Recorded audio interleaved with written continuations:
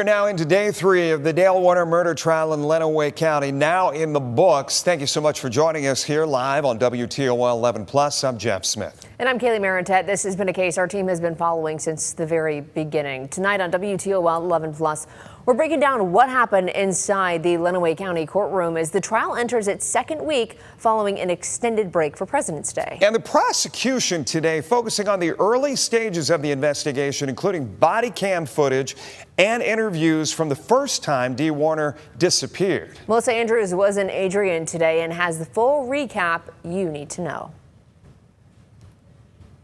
Testimony in the Dee Warner murder trial continued today, with several witnesses describing rising tensions in the months before Dee's disappearance in April of 2021. Multiple witnesses painted a picture of a strained relationship between Dale and Dee Warner. Deputy Austin Hall testified about interviews with Dale in the days after Dee vanished. Dale told investigators the couple argued on April 24th, but rated it a 5 out of 10, saying, "We've had a lot worse fights." He said Dee developed a migraine and eventually went to sleep.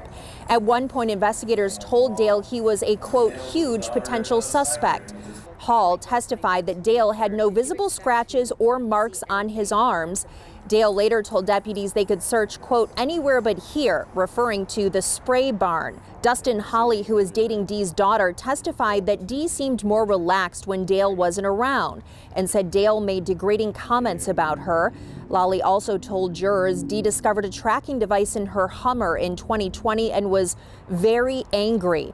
The day she was reported missing, Lally said Dale discouraged calling police, saying, "I wouldn't get ahead of yourself," to her children. Dee's massage therapist also testified she saw bruises on Dee, including marks that looked like handprints. The Wednesday before she disappeared, she said Dee was crying and told her she was done with her marriage. A close friend and employee described repeated arguments, recalling Dale pointing at Dee, saying, "You out here now." She testified Dee was planning to seek a divorce. The prosecution also presented testimony that Dale asked others to purchase a tracking device, monitor it dozens of times a week, and keep it secret after it was found. Testimony continues here in Lenawee County tomorrow morning at 10:30. Reporting in Adrian, Melissa Andrews, WTOL 11. Mel, thank you. Great job throughout the course of this. Only 3 days in. We want to play some of those moments from court for you to hear now. The first one that really caught our attention was the focus on technology today. It's something Mel just mentioned, that multiple people testified that Dee discovered a tracking device on her Hummer in July of 2020. That's almost a year before she went missing. And a man who worked on IT for their businesses said that the day after Dee disappeared, Dale contacted him to change the passwords to keep Dee, her son, and her nephew from accessing the company's cameras and to add the cameras to Dale's phone. Listen. On Sunday, April 25th, 2021, Mr. Warner would not have been able to get into the camera system on his phone. Is that accurate? That is accurate, correct. And then you said he also wanted the passwords changed? Yes. And these were passwords for all of the businesses? Correct. And Mr. Warner is an owner of the businesses? Correct. He had the right to not only change the passwords, but determine who had access to them? Correct.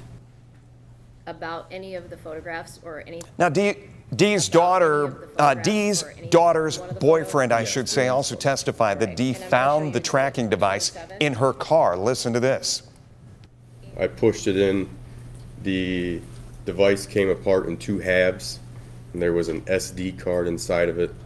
I removed the SD card, put the 2 plastic halves back together, and I handed both the SD card and the device back to Dee. Okay, and did you see it from that point what she did with it? Yes, she put the SD card back in her pocket, or she put it in her pocket, and then she turned around to head back to the garage with the device. To get updates on the trial sent right to your phone, you can text the word trial to the number you see on your screen. That's 419-248-1100. We'll then send you links to our stories with the case history and trial updates as soon as we get them. Something interesting that piqued my interest with this tracking device on the Hummer is two things. Number one, it said the purchase date of that was January 9th, 2020. This was found in July of 2020, so that could have been 6 months that this tracking device was on Dee's car. Number two is that it was not an Apple tracking device, which usually if you've ever had an AirTag moving with you, it'll alert you. So I wonder if that's something that was thought about beforehand, not getting something that was trackable or would have picked up on her phone that she was being followed. We were talking in the newsroom and we were saying that we've had a lot of high profile cases that we've tracked over the last, just dating myself, 30 years here in the market, but I don't remember one specifically really honing in on technology like this one is. And it may just be a case that we're in that day and age now where this is factoring in for these jurors to consider the fact that, yes, you've got passwords, the mention of passwords being changed, or even the tracking devices that you were talking about, things that 10, 20 years ago didn't even exist. I think also what makes that a good point too is that this is a possible domestic case where I think we're in the James Worley case, these weren't as much as a relationship that he had with those women. So I think, yeah, this just feels so much more personal. The surveillance, the passcodes, all of that just ties into, I think what the prosecution is trying to show is that Dale was keeping an eye on her and tracking her. Yeah. I had an attorney earlier today leaving me a message on the phone and saying they believe that the defense has an uphill battle. I don't know if I see it that way because it feels like the prosecution in this case has so much to prove of this circumstantial evidence, right? I mean, you're right. Yeah, the defense, I mean, I'm not an attorney, but a defense could say he thought she was having an affair and he wanted to see where she was. I mean, people hire private investigators to see if their spouse is having an affair. So I think that's maybe one of the arguments the defense could make is that he was just curious about where she was. You know, he said that in this case that she was at a Walmart for 3 or 4 hours, and you know, he had said that he thought she was having an affair there. So I mean, yeah, I think I agree with you on that with the defense. And we go back to what Gary, we had former judge, Lucas County judge, Lucas County prosecutor, former Lucas County Commissioner Gary Byers in here in the studio with us last week. And he was talking about laying out. That's what these days, these first few days are all about, is just kind of laying the table, setting the table for the jurors to understand here's what is coming. And the fact that some technology was introduced today could mean that more is coming, and they could lay out even more for these jurors to consider.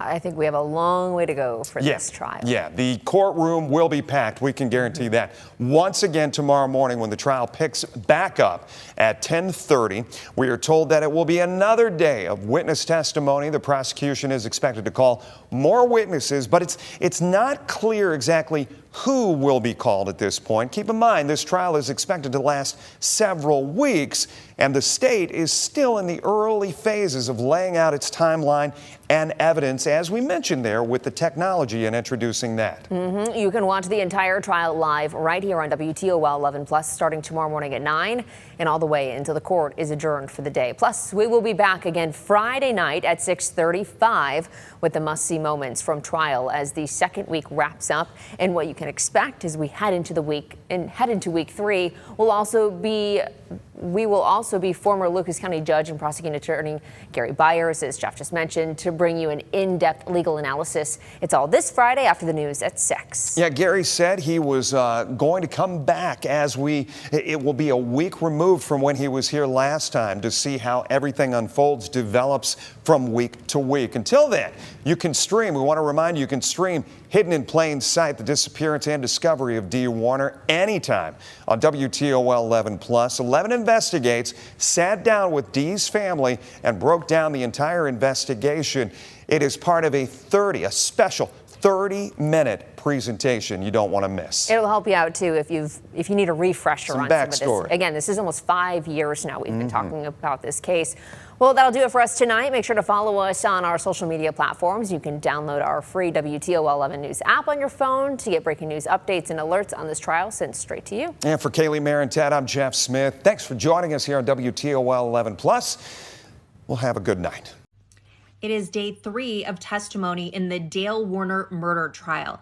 I'm Melissa Andrews, a crime and investigative reporter covering the murder trial of Dale Warner. He's accused of killing his wife Dee in 2021 and then welding her inside a fertilizer tank where she was found 3 years later. So the judge started off today with a warning for the audience not to make any gestures or facial expressions because theoretically this could be seen as communicating with the jury. So we're back on the stand with Deputy Austin Hall, who is on body cam with Detective Kevin Greca. You remember him? He was the detective who was allegedly on the lam at some point for not wanting to testify or cooperate with these proceedings. So it's Greca, Hall, and Dale in the kitchen. Greca asks if Dale has any questions. Dale says yes, but he doesn't remember them. So Greca talks about this girl who took Dale's phone and the iPad. It's going to the state police crime lab. Dale keeps saying he can't make sense of any of this. She's taken off 100 times. They have 3 businesses. It can be stressful. He says what's different this time is that she's had COVID. Zach had said that some charges appeared on some accounts. They'd been monitoring the accounts, but then those appeared to be monthly charges. The deputy says, basically, we're going to square one. It's been over a week. We're just going back through all of this. Dale goes back over that night. He said, we're not going to argue tonight. It was about the altercation between Terry and Dale, Terry and Dee. So she says, let's sell everything. He says, it's not your decision. This is our business. Dee was convinced Dale was telling people she was on Xanax. This was Saturday around 11 when Dee was at the soccer game. Dale says he got home at 8:30 that night. He went out to Finley. He offers for him to cook for Dee. She refuses. She keeps wanting to talk about Terry and Dale doesn't. He keeps saying he rubbed her back and she fell asleep on the couch. Next morning, he says she was asleep when he left at 6. He goes through the whole story that we've heard already. Dale says Dee's relationship with Lena is love-hate. They bicker about things, but then Dee gives her ice cream and Panera every day. Dale says it's been hell with Dee gone because he doesn't know anything with the school, soccer, or dance schedule. They're still going to celebrate Mother's Day. He says on a schedule of 1 to 10, this wasn't even a 5 type of fight. They've had much worse ones. Greca says for the first time, you are a huge potential suspect in this for what it's worth. And then asks Dale for a picture of his arms. Dale takes his shirt off. They photograph it. Apparently, in later testimony, they said there were no scratches or bruises or scabs or anything. Greca says if someone was going to harm Dee, they wouldn't leave her ring on your desk. Dale says she wears $150,000 to $200,000 worth of jewelry. There was something about a check, PPP check in the car. Didn't quite catch that. The detective asked Dale if she's used substances or suicidal. He says, I can't put that out of the realm. Dale says he's still trying to figure out who could have picked her up. And he has heard many rumors of who's my wife been with. Greca asks if she could be a lesbian. They say there's got to be somebody who picked her up. Dale questions whether Dee has been meeting someone at Panera and is gone for 2 hours. Suggests getting video from Panera. He says it's been choose your battles, don't ask questions. I don't think she's having an affair, but I've heard so many rumors around. At this point, I see one of the jurors keeps nodding off. Juror number 11. He's an older man, maybe in his 60s, and he kept nodding off. The questioning of Hall continues. Cross-examination. Did Mr. Warner know this was being recorded? Hall assumes so. You didn't see any scratches or marks or anything like it was healing? No. All right. And then they talked about some blood found in Greg Hardy's barn. It later was confirmed it was animal blood, and that he had kicked the investigators off the property on the 27th, saying he had stuff to do prior to them getting there. Next up is Dustin Li. He is Dee's daughter Raquel's boyfriend since 2016. They have 3 kids together. He says when Dale wasn't around, Dee was more relaxed and laid back. She was really uptight and watching over her shoulder when Dale was around. Dale would make degrading comments about her cooking, like, what the hell is this? This isn't done. This is burned. And comments about Dee's clothing loud enough to hear. About 24 times, he says. There was an incident regarding the Hummer in July of 2020. Dee asked Dustin to look at something she found in her Hummer. Dee handed him a small black device and said she found it in the Hummer. It plugs into the vehicle sensor that's like right by your knee in the driver's side. So next, he says the lights were on in the house late at night on April 24th. And then he says the door was always unlocked. That's something that we've seen the defense try to put in there. He said he noticed the Hummer and the front end loader were at the office. They went to the office because they thought she was there. So we've heard this story before about the searching and the searching. He also said Dale came in a few times and said not sure where she went. Said he was going to go spray twice. The kids said, let's call the police. And Dale said something like, I wouldn't get ahead of yourself. He has maintained a decent acquaintance ship with Dale at this time. Dale came over in July and talked in the living room, and he said, you know, Dee fucking hated you, right? And she probably ran off with another guy. He asked to borrow the front loader and asked what was going on. This is Dustin asked of Dale what's going on. And Dale said, they're trying to fucking pin this on me. He said because he kicked them off the property and they wanted to get in the spray barn. On cross-examination, they established that Dee would roll her eyes at some of the negative comments. He had never seen it plugged in the tracker and had no personal knowledge of where it was found. He said no. They said, you didn't see anything unusual when you drove past the house? And he said no. And they said the doors were never locked. He said correct. Okay, so we recess at 11:45. I'll do a part 2 for the second half of the day.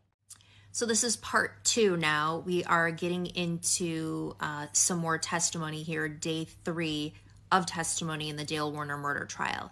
So we start after lunch with a discussion about whether Stacey Brody, who is the massage therapist, will be able to testify about what appeared to be bruising in the shape of a handprint.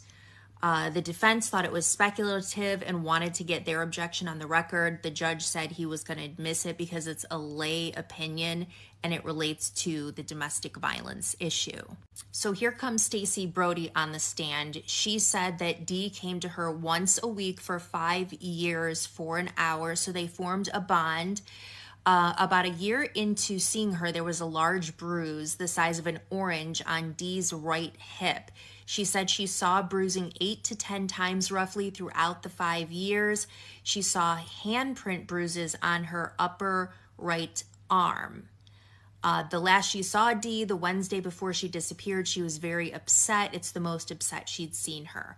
On cross-examination, she was asked, did Dee cry before? And she said, yes. And she said, did you document all of this bruising? And she said, no, I'm not required to. And then this is where the defense kind of fumbled a little bit. They said, you didn't mention handprint bruising in your previous testimony under oath. And Stacey said, I don't know. So she took a look and it looked like she looked through her entire testimony. She was very thorough. And she said, well, look here, I did mention bruising on the arm back then when I was under oath, but nothing specifically about handprint bruising or it looked like someone being grabbed. And then it was smart of the prosecution here to say, to Stacy, were you specifically asked to describe those bruises? And she said no, which would explain why she didn't get into it in specifics as the defense questioned her about. Okay, at this point, juror number 8 asked a question. The counsel all got together and agreed not to answer that question. Next up, Stephanie Vocal. She was a person that was working in accounts payable for Dee, and they became friends. She said Dee took the Hummer frequently to the shop for service. One day she was very upset because the mechanic found the black box. She never saw Dee with a secondary or secret phone. They sometimes hung out on the weekend, never saw her under the influence of drugs. Most of Dee and Dale's fights were about money, his kids, or his dad. On cross-examination, Stephanie said that she found a charge on a credit card and investigated it on Google, and that is how they found out about the tracking device. Now, this is going to come into play later, so remember that she said that. This was a powerful get, I think, by the prosecution. On redirect, they said, whose credit card was the tracker purchased on? And she said, Dale's. She also mentioned a bump, like up here under Dee's hair, around December, January 2021. So Kyle Wagner comes up next. He provides IT for Dee and the businesses. This is Dee. He mostly deals with her. So they detail how many cameras are in each of these buildings on the property, in the kind of outbuildings and the office area, and what kind of cameras they are. And then he says Dale contacted him on Monday, April 26, 2021, which was the day after Dee was reported missing. He wanted to meet. They met at Hardy Farms. Dale wanted the surveillance cameras put back on his phone so he can access them on his phone. He wanted camera access taken away from Parker Hardy, Dee, and Zach Bach. Only Dale now had access. The passwords for the server were changed and Dee did not have access. In the summer of 2019, Dale called to say Dee was in the hospital with migraines and asked to clone Dee's phone. He never heard from Dee about a procedure or a request to clone, so he did not do it because he did not have Dee's permission. So then on cross-examination, he is questioned about if Mr. Warner ever had you put cameras in any certain location. He said no. Then Ms. Warner, Zach Bach, and Parker Hardy all had access prior to the disappearance. Mr. Warner did not. On April 26, Mr. Warner wanted to access the business cameras, but here was a point scored for the defense. On Sunday, April 25th, Mr. Warner would not have been able to get into the security systems on his own, right? Or change the passwords. And that was correct. A juror asked the question, how many cameras were inside and any facing south toward Munger Road? The answer is 3 exterior cameras. The scale camera could see a portion of Munger. Okay, the last witness of the day, I think, deserves the most time because this witness had a lot of insight into these key moments and actions that are being alleged.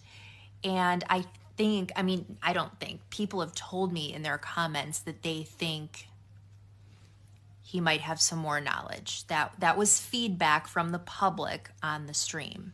And that person is Dale's ex-son-in-law, Brian Bush. He was married to Dale's daughter, Jenica, worked on the farm for a couple years, said he had a very good relationship with Dale. Dee was hot and cold. Dale wanted to replace his safe.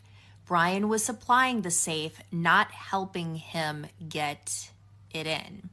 He purchased a safe on Amazon in June of 2019 and gave it to Dale. Prosecution shows the picture of the safe. Trail cams were used for inspections of anhydrous tanks. Also, Dale wanted to put one in the house to see people coming in and out, wanted to see if anyone was coming in the house with documentation or papers in their hands. He did not set them up, Brian Bush. He just supplied them. Photos were shown of texts from Dale showing location for cameras asking for Brian's recommendation on where to place these cameras. Again, this is inside the home. He bought a tracking device for the Hummer in January of 2020. He was asked to do this because, he says, Dale saw Dee's Hummer at Meijer for 3 to 4 hours and wanted to know why.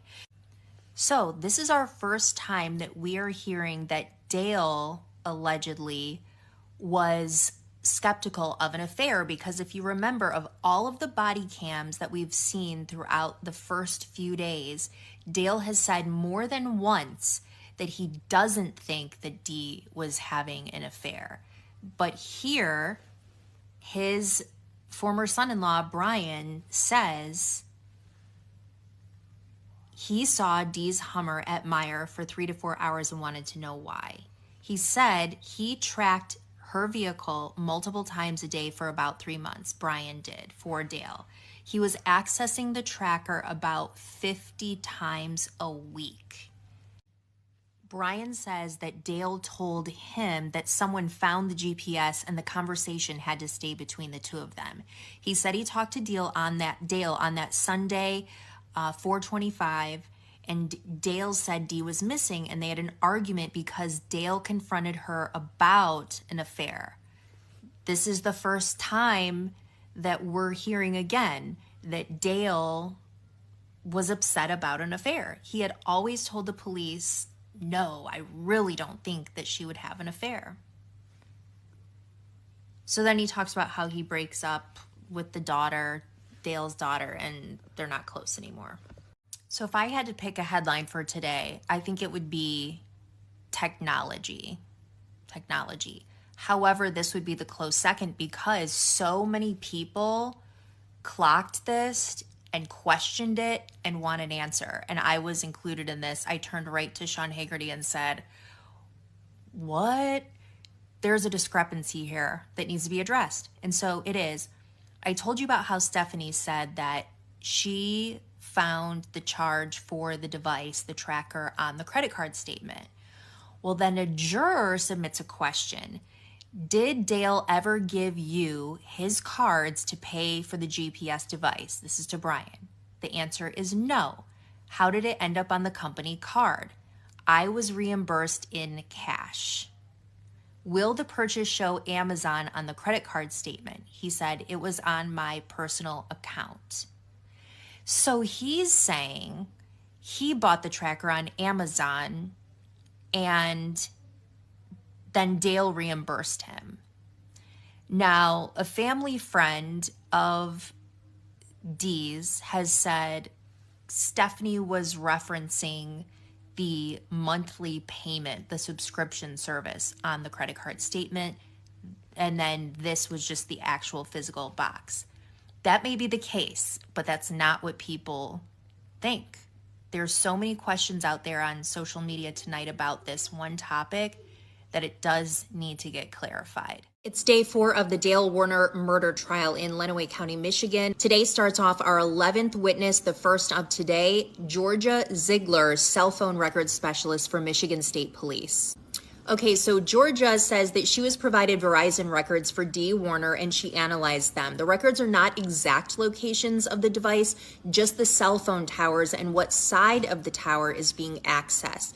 Towers cover more geographic space in a rural area than an urban area. So she was asked to look for the period of time between March 28th, 2021 and April 28th, 2021. Remember, Dee went missing on April 25th. Analysis focused on the time of her disappearance. So she says the last session initiated on Dee's phone was April 25th at 7:01 a.m. to 7:05 a.m. That's the last time the phone was active. And this was one of the exhibits that was shown during this period. The bottom purple is what you'd be looking at here.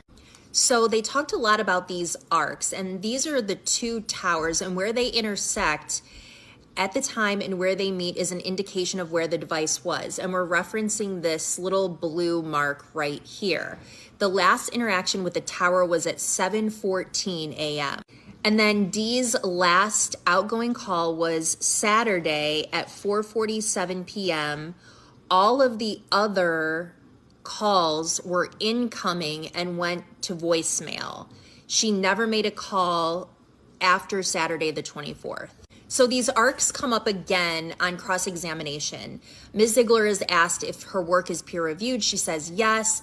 They said, you can't tell us where the device was last connected in terms of a location. She says, I can't give the exact location of where the device is, but when multiple towers give distance readings, it's a pretty good indication of where the device is. And here is another image that was used. The defense says, how precise is it? She says, the ARCs are pretty accurate, within 1/10 of a mile. She's asked if the device is interacting with both towers. She said yes. And what affects cell signal strength, obstructions, distance from the tower, or lots of people on a tower. So looking back at this slide, the last usage stop time is 7:05 a.m., but she's asked, you don't know what's going on with the device to register that, correct? And she said, correct. So they were talking back and forth about if the ARCs indicate the phone is likely there. And this is the image that came up. She said it's likely, but not definitely or specifically in the spot where all these towers are indicating the device most likely is. The jury has 3 questions for her. In what ways would a cell phone lose all contact with a cell phone tower? She said it could be because it's out of range with a specific tower, it's in airplane mode if it was destroyed, or powered off or out of range. If the end time for one session is 7:05, why do the ARCs say 7:13? I believe they might be referencing this image, and you can see the 7:05, and then it goes up to actually 7:14. She says those are 2 separate data sets. The network is sending time signals to the device after 7:05. Next question, can you tell if a phone is on at a certain time? And she says there's no records indicating the phone was on anymore. On redirect, she's asked, when's the last time you are certain the phone was connected to the network? She said 7:14. Then back to cross, she says your analysis was just for those 2 towers, correct? The last data session ended at 7:05, but the device connected with the tower until 7:13. Yes. So what I thought was interesting here is that she is testifying that the phone was last used at 7, and Dale had previously testified the last time he saw Dee was on the couch sleeping at 6 a.m. Next, we have Devin Newell. He is an expert that works for General Motors and OnStar with the My Cadillac app. He's talking about how you can see the diagnostics of your car, the location, you can unlock it. He was sent a search warrant to search for OnStar records regarding Dee's 2016 Cadillac Escalade. Those records were for the time period of January 1st, 2020 to April 28th, 2021, so just a few days after Dee disappeared. He said 4 devices had accessed the app: an iPad Pro, iPhone 6, another iPad Pro, and an iPhone Pro 12 Pro Max with 1 username.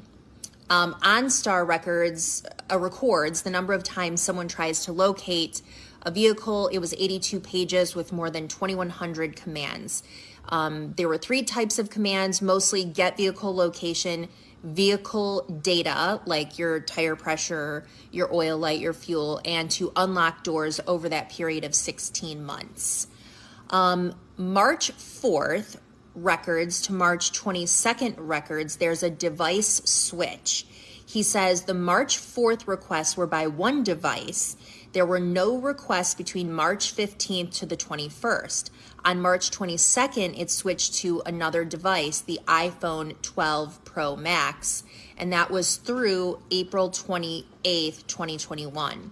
And then the unlocked car was used only twice in the 16 months, once on March 25th, 2021, and again on April 25th, 2021 at 7:08 a.m. by the iPhone 12 Pro Max. Here's a quick look at the app and what it looks like. Here's one of the images that was shared at this time. On cross-examination, he was asked, can you lock your keys in the car using the app? He said yes. She says, can OnStar tell you who exactly is pushing the button or why? He says no. And then on redirect, do the records reflect anything different if you access the map? We see that as a get vehicle location request. He says the iPhone 6 does not show up anymore after the iPhone Pro Max 12. All vehicle commands were then done by the 12 Pro Max. So we have not, just so you know, we've not yet heard who had what phone in that household. The 13th witness, the third today, was Madison Wolf. She had worked for Dee as a personal assistant and a nanny around 2015 when she was about 16 years old. They met at 4-H. She did different tasks. She said that Dee became like a mom to her. Her parents were going through a divorce. She went on a family vacation. Dee was very loving, kind-hearted, and strong.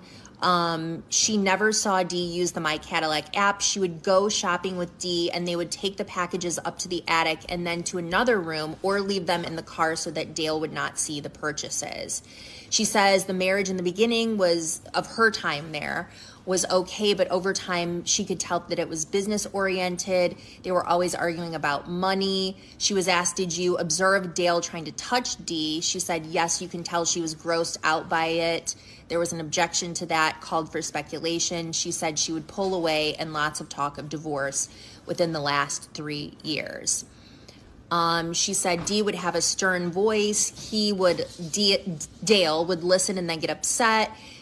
He had a nickname for her, Fluffy, because she was severely overweight. Most of the time, Dee would sleep on the couch and Dale in the bedroom. She talked about a time where Dee showed her a bump on her head, but she couldn't recall when that was in relation to when Dee disappeared. She said that Dee did tell her she was having an affair with someone for about a year until January 2020. She stored this man's name as Michael in her phone, but that was not his real name. She was brought into the whole conversation with Dee's trouble with the trucking employees on Saturday, and she was asked to look at body cam of Detective Greco walking around the house with Dale, and she said she noticed some burns. This is the picture that she's referencing, and you can see here it looks like there's his hand and wrist are colored differently than his forearm.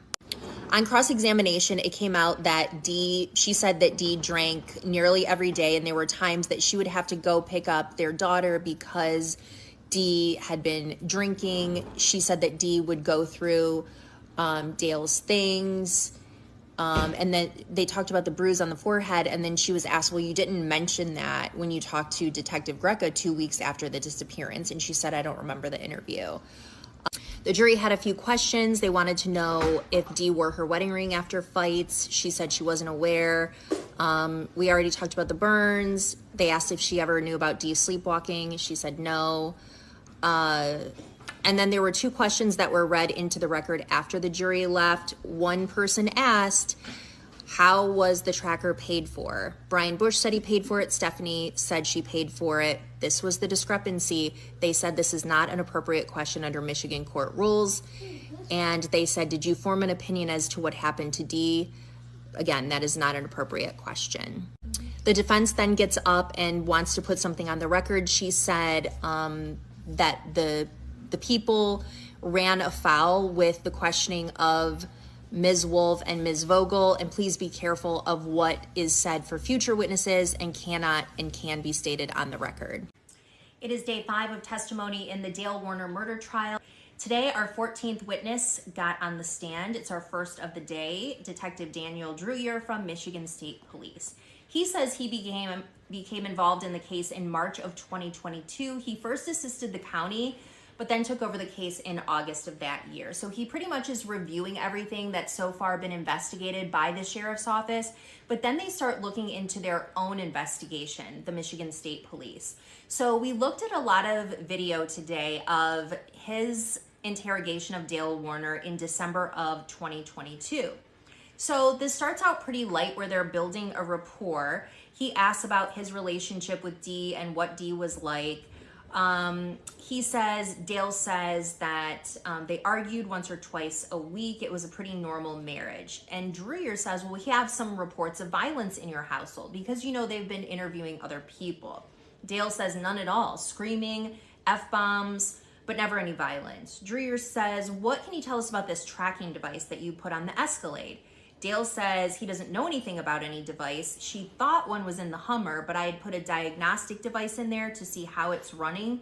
She thought it was a tracking device. She was paranoid and didn't want anyone to know where she was going or what she was doing.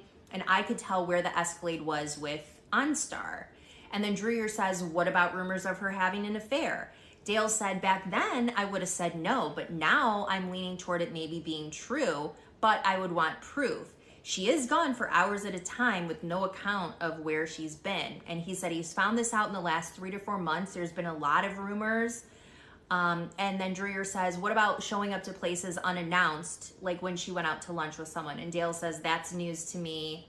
He's asked about divorce. He said, no, we didn't talk about that. You can't take that back. Remember, pretty much everybody in Dee's life has said she talked about divorce constantly.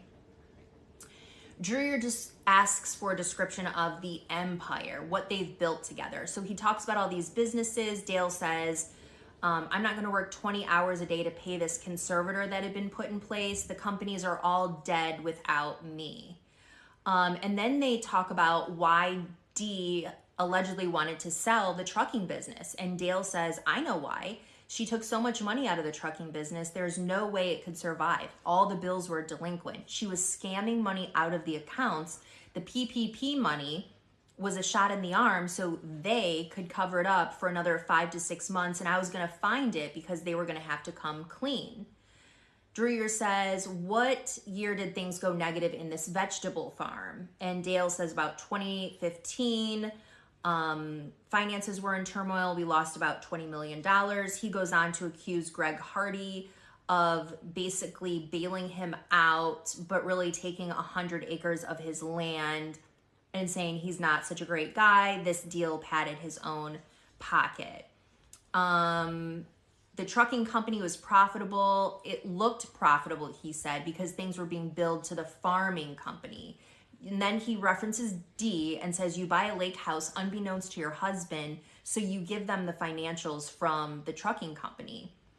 Dee tried to sell the trucking company in 2018 without his knowledge. He says, you guys crippled my ability to pay bills when you came in and took everything, referencing the start of the investigation and how it hurt him. He applied for a loan, took out $500,000 SBA loan to pay off debts of Dee's and a $700,000 to $800,000 operating loan. Rob, Dee's affair partner, had a power of attorney, he said, somehow. He said that these detectives are getting led around by the Hardys, and Dreyer jokes he's not going to be getting a Christmas card from Greg Hardy. Dale talks about Dee being on Oxycontin, thinks that she was hooked on him for her migraines. Then he brings up Jamaica and Mexico, says she was really fascinated with Jamaica. She went on this cruise. There were mansions up there. She just loved it. She bought a $10,000 ring there and another $5,000 worth of jewelry. She went on this cruise with Stephanie and a bunch of other people, and apparently they went out and partied and left the kids in the room while they went out and partied with these men from this cruise.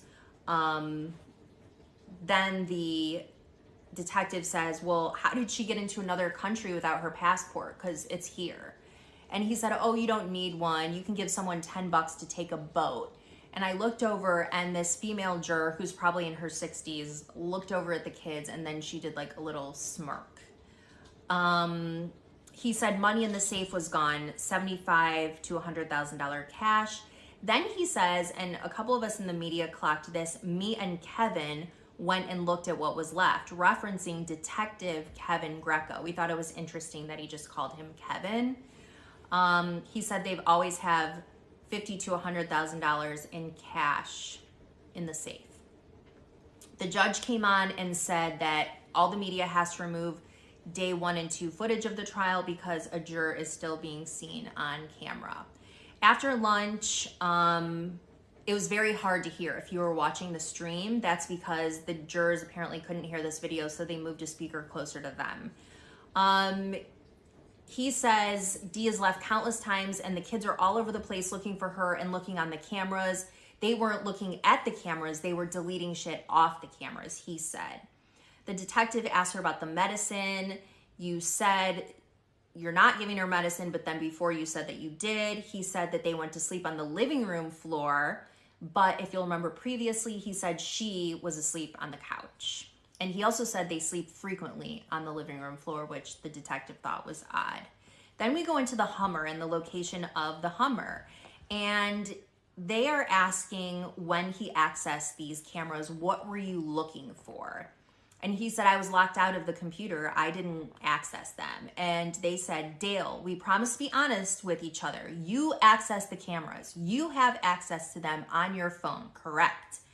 I was looking to see who was looking for Dee, see where she was. And they said, what time did Stephanie call you to ask where Dee was? 9:30, things are normal until then. But remember, Raquel said she didn't go there till about 9, okay? So Stephanie had to come later, about 10:30. And they're saying, why did you access the Cadillac that morning? Why did you go into the garage? He thinks, and they say, you accessed that Cadillac. And he said, there must have been something in there I needed to get out. She's got the key. They're saying, well, we're not saying you drove it. You accessed it for some reason. He said, I hit the OnStar button on my phone. It tells me where it's at. I was going to see where the car was, where she was. So that was maybe problematic. Then we start looking at, again, the location of this Hummer, and Dale had parked this front end loader, and he had marked, let me see if I can show. Okay, so the detective had placed these marks, these X marks around, or Dale did, either one of them. And he said, my intention was just to know one thing, where he parked that front end loader. There were tire tracks observed from the front end loader. He said he went to the house in the front end loader, but that's where the Hummer is typically parked and where it was parked that day. He said Dee must have moved it that day, but how could she have moved it if she was still sleeping? And then there was talk about how he said the first time he knew she was missing was at 10:30, but how did he access these applications well before he knows she's missing? So Dreyer says he got a search warrant for a barn on Paragon Road. This tank was by itself. There was a non-factory weld visible on the tank right here and here, and this handwritten note. So he gets it towed, they put it through an x-ray, they see that body outline, and then the next day they're cutting it open and they're putting a camera down in there, and there was something wrapped inside of a blue tarp. So they continue opening the tank, and then they see this object wrapped in blue tarp, and it ended up being human remains. The medical examiner is up next. First up today is our 15th witness, the second of today, the deputy medical examiner for Oakland County, Dr. Patrick Cho.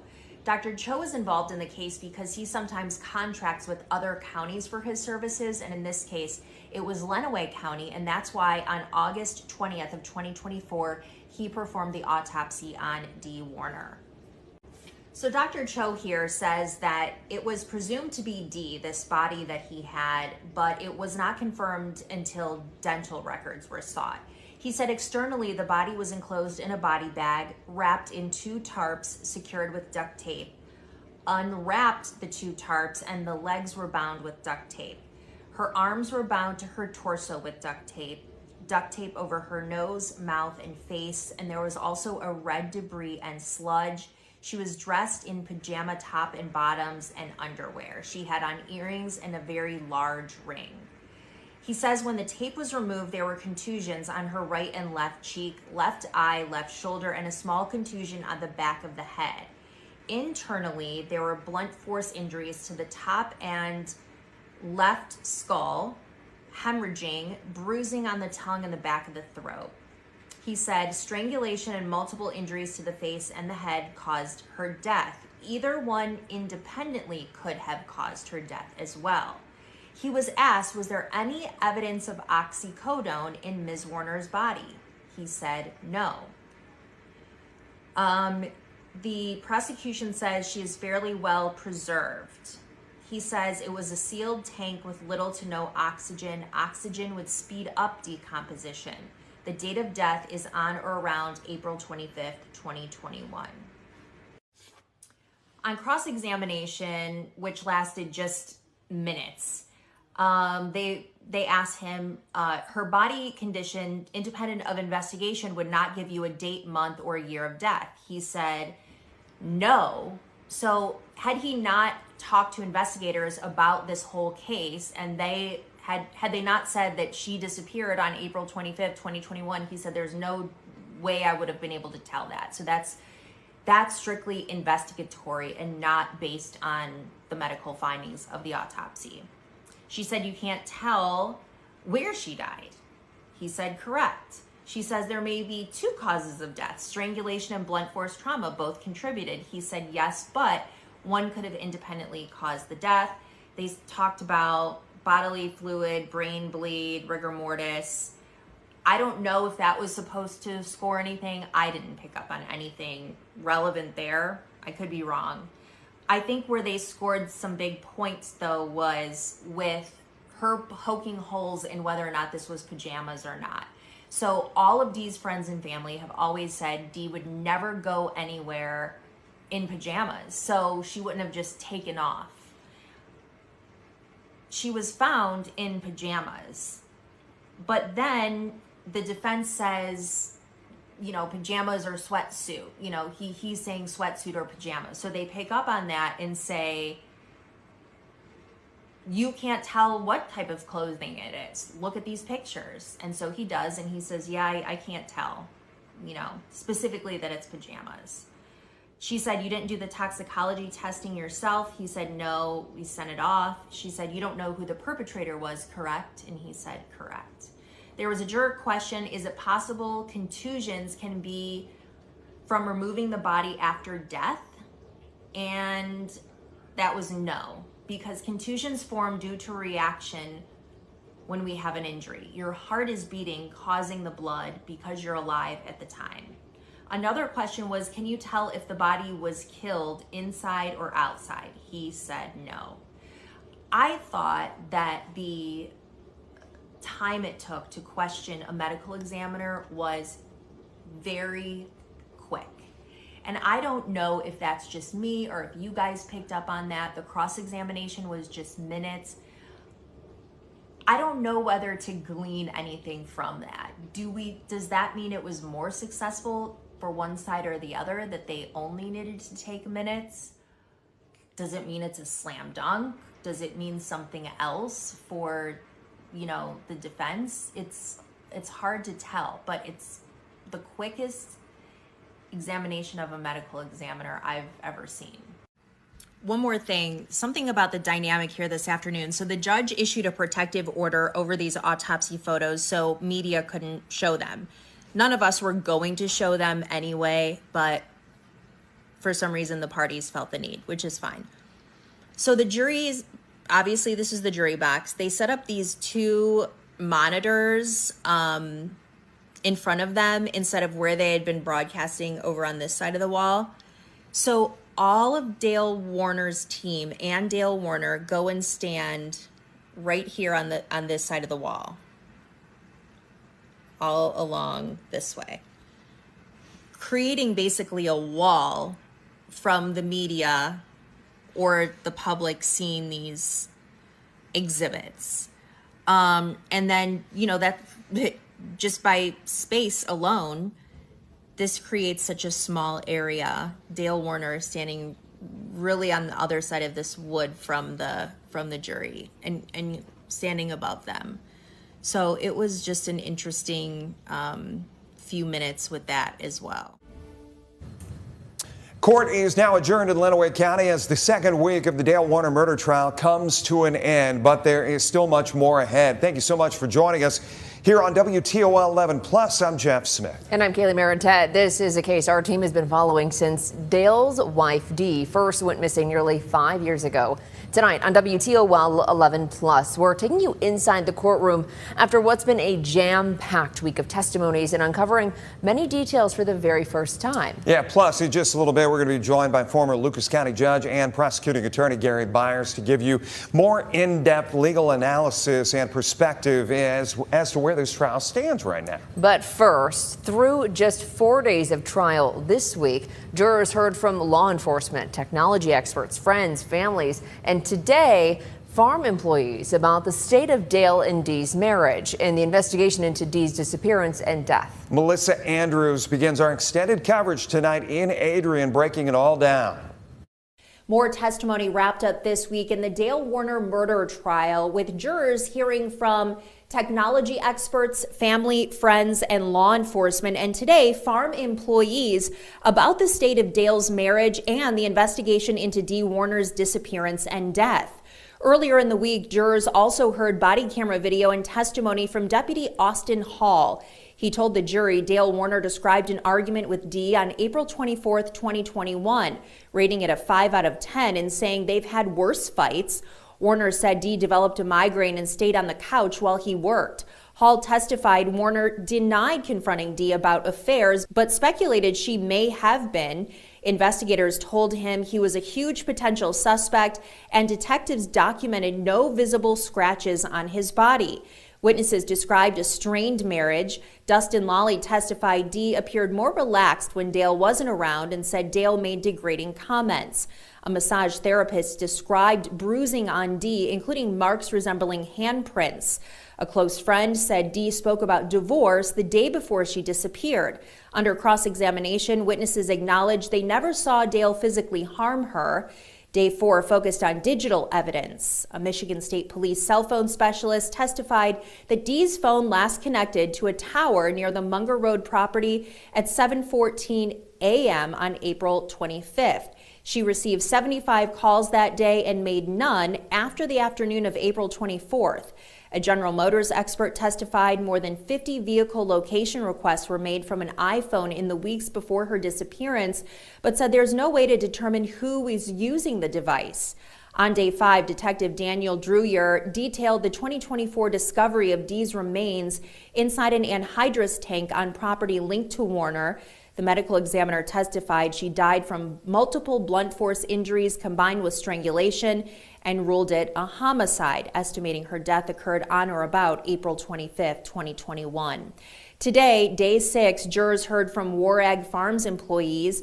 Ivan Boyd walked the jury through surveillance video from April 25th, identifying Dale operating heavy equipment throughout the day and later carrying welding gear.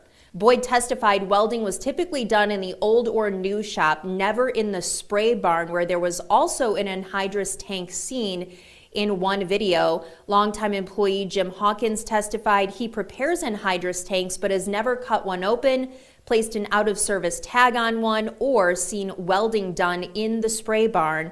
An out-of-service tag was found on tank number 34, the tank where Dee's body was discovered. The defense continues to challenge the timeline, the digital data, and witness accounts. We're back in court on Tuesday at 9 a.m. Reporting in Adrian, Melissa Andrews, WTOL 11. From there, joining us now with some legal insight into all of this is former municipal court judge and former Lucas County Commissioner Gary Byers. We appreciate you once again. You were here last week as we were getting into the very beginning stages of this. And I wanted to know from you, because as we have seen this play out this week, there's been this playbook by the prosecution. Help our viewers understand how you put your game plan together. Sure. When I was a prosecutor, I would try to make it as logical as I could for the jurors. Those are the people that are deciding the case, and you want to lay it out in a logical fashion. You sometimes follow chronologically. You try to call witnesses so that you're not going to waste the jury's time, and you'll have them in a logical order. Sometimes witnesses... Let me stop you there, because I've got a lot of questions about this, Gary, and I'm wondering, do you think to yourself as an attorney, what can my jury handle? How do I frame this? Because as you said, maybe go chronologically. That's easier for them to understand the timestamp behind everything. Sure, and we've talked about this before. This is a very complicated case, and so it's circumstantial. They're trying to build the building blocks so the jury can see a complete picture, or as complete as possible, of what occurred. They are a collective recollection. The jury itself will recall among themselves what is important and what is not. And so as a prosecutor, you want to lay that out as as logically as possible you can. Again, the law is nothing but common sense made difficult. You need to make it as commonsensical as you possibly can. And sometimes you're good at that, and sometimes you're less good at it. Depends on the day. Some witnesses flow logically, having this week the investigator. All of these witnesses that we see playing out in this Lenawee County courtroom, have they been told these are the questions you're going to receive? This is what I'm going to ask you. I guess, are they prepped? Well, I don't know if I would say prepped. They usually have a discussion. They'll meet with the prosecutors once or twice or more if it's critical. But like the investigators, those witnesses that have testified many, many times. They're people that you've worked with over the years. And usually you'll have a meeting and talk about things, but you don't actually play act the testimony. You kind of go through that. I think I was wondering more about the family members, the nanny, the welders, the people that worked on the farm. Sure. I mean, the direct examination is, I could have a direct examination of you right now, and you sort of will lay forth the facts and let them tell their story. And as long as you're familiar with what their story is going to be, you just sort of move through direct examination and try to avoid leading questions as much as possible. I want to go back to the stacking question. We were talking about that before we came on, and how you kind of front load or back load kind of those wow moments for the jury. Is there any rhyme or reason to any of it? Well, there are not as many wow moments in a case as you think they are. It's not like you see on TV where you watch the crime occur and then you see the court action. You can't handle the truth. Right. Being a juror is hard work. It's boring sometimes. They have to sit there for day after day, and they have to focus. The fatigue, I've talked to jurors after a trial, and they are just so exhausted because they focus on the testimony and what's being said, and jurors are trying to do the best they can. They want to do the right thing, whatever that is, and it's hard work. And so I tended to sort of end with a pop at the end of the case, of the testimony, before the defense case, and I would try to sort of build up to that crescendo, but there's many ways you can do it. I wanted to talk you through, we haven't seen you since last week, and on day 4, there was, and as I'm reading from my notes here, my computer is giving me fits, but day 4 you had more of a cell phone data analysis testimony. They talked with OnStar representatives, a GM byproduct, where they're actually tracking what happens with the car, opening locks, finding out where the car is, that kind of thing. Personal testimony from a former assistant. Then they bring on MSP on day 5, lead detective, medical examiner's findings. That fell earlier this week as well. And then, of course, day 6 today, farmhands, those who were there, watched the inner workings of not only Dale's work day in and day out, but some of the more peculiar things they picked up on. Sure. I mean, from what I can tell, the prosecution's theory is that this homicide occurred and then he was trying to cover it up. And it's that cover-up that they're sort of laying out for the jury as best they can. And they're pointing to things that just don't quite make sense. I found it very interesting, the sunburn effect. That welders will sometimes get if they weld in short sleeves. And the photographs of him with sort of sunburnt arms shortly after the Dee went missing. Those types of things. Also the weld on the tank, that it was not a custom weld, that it was something that was added and today's testimony, they showed a photograph of him to jurors. He's carrying around basically a sanding tool, and they said they were asking one of the persons on the stand, what's that used for? They said, well, you sand down before you weld. So I think they were trying to make sense of what they were seeing for. And you can't answer every fact, but as a prosecutor, you don't have to answer every fact. We're getting ready to wrap up here. I wanted to ask you, as a judge, we're talking about the jury sitting there taking this all in. As a judge, what are you doing sitting there at the desk? You're making sure the rules are being followed, okay? And if questions are inappropriate or are not allowed by the rules of evidence, there's an objection, you rule on it and move on. Your job is to try to make sure the evidence is as clean going to the jury as it possibly can be. Gary, as always, great insight. We appreciate it as we kind of dive into this more and give better legal analysis here on WTOL 11 Plus. Thank you, sir. You bet, Jeff. We hope to see you soon. It is day 6 of testimony in the Dale Warner murder trial. Today, the jury got to see videos of Dale in the hours after his wife first disappeared, when her children were searching for her on Sunday, April 25th. And those videos were introduced mostly through a witness named Ivan Boyd. He is the 16th witness of this trial, the first of today. And Ivan Boyd used to work on the farm for about 4 years. He is also Zach Bach's fiance, who is Dee Warner's son. Ivan's testimony was definitely the longest we've had so far. He says he was employed at Warreg Farms for about 4 years. He said his relationship with Dee depended on the day. She had good days and bad days. He also helped out with the trucking company, would run loads with deliveries and pickups sometimes when it was slow on the farm. Most of his work happened in the old shop, and that's where most of the tools and supplies were. He says that Dale was primarily responsible for chemical applications and anhydrous, planting, anything small and little that needed to be done on the weekends. He was asked, did Dale weld anything? He said once or twice. 2 others did the welding, including Jim Hawkins. So he met Zach Bach 2 months before working on the farm. He left the farm in June of 2021 and also left Zach, but then they reconciled in September of 2021. He said Dale would typically drive the Kubota in 2021. No one else drove this vehicle. The JCB, or front loader, was used to load fertilizer and various things around the farm. Typically, the welding was done in the old shop, Barn 1. There were several welders in there as well as in the new shop.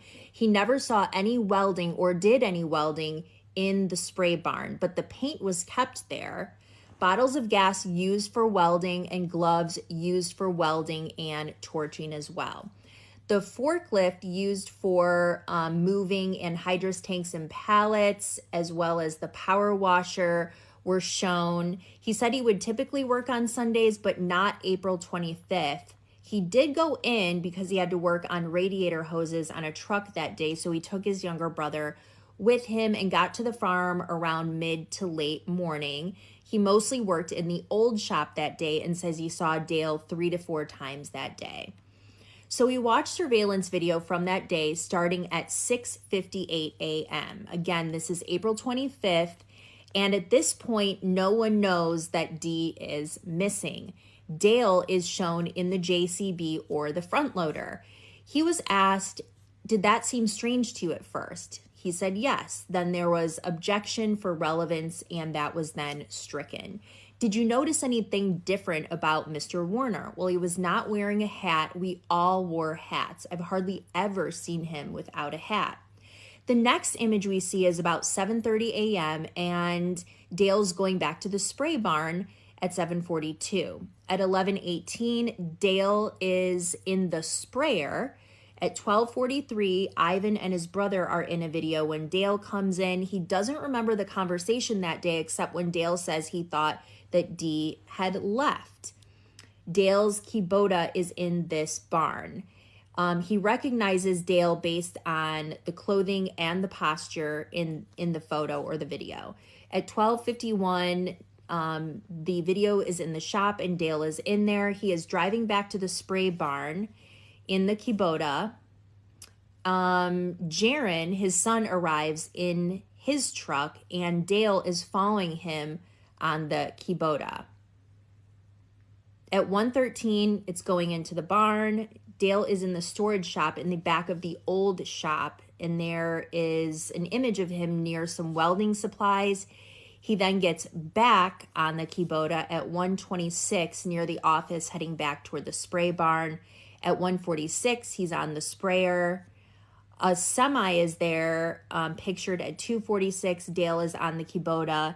At 2:51, he's back by the scales. At 3:01, walking toward the scale around the corner of the office. At 3:18 on the Kubota. At 4:29, we see Todd Nahrink's pickup and Dale is on the JCB at 4:32.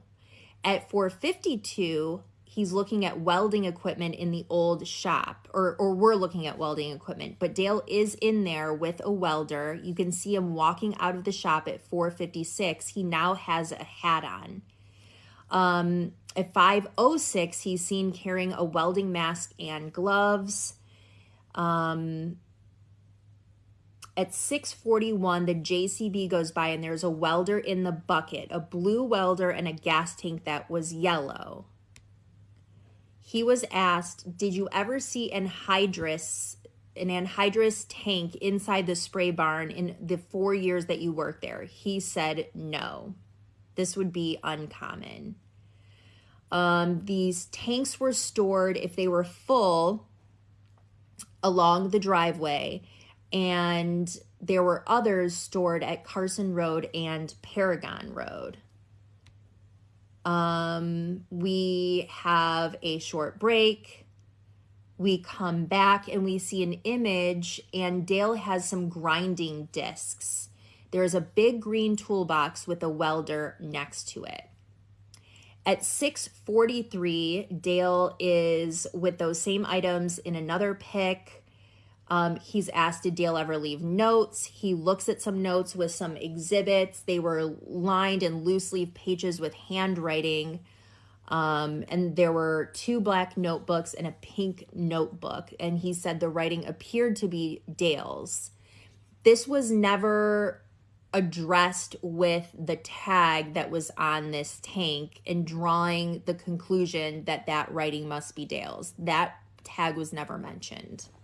And on cross-examination, they ask, did Dale ever get angry? He said maybe once, and that person absolutely deserved it. He apologized for it. He is laid back. He does not fly off the handle. He never lets his temper get to him, get the best of him. The tanks were made of steel. When you work with the tanks and anhydrous ammonia, you want to wear eye goggles and gloves and work upwind because it can burn your lungs. A plasma cutter cuts steel. At some point, Mr. Warner chats with you and says Mrs. Warner is missing and he was concerned. Is that correct? Yes. Is it fair to say everyone was in and out of there all the time? Yes. You don't dispute talking with him or putting trash into the bucket in the JCB. He says no. Everything was ordinary on the Munger farm that day. It was just another day. On redirect, he was asked, did you ever see Dale moving tanks? He said very rarely. He was told like, oh, you never saw him have a temper, but were you around him a lot? And he said no.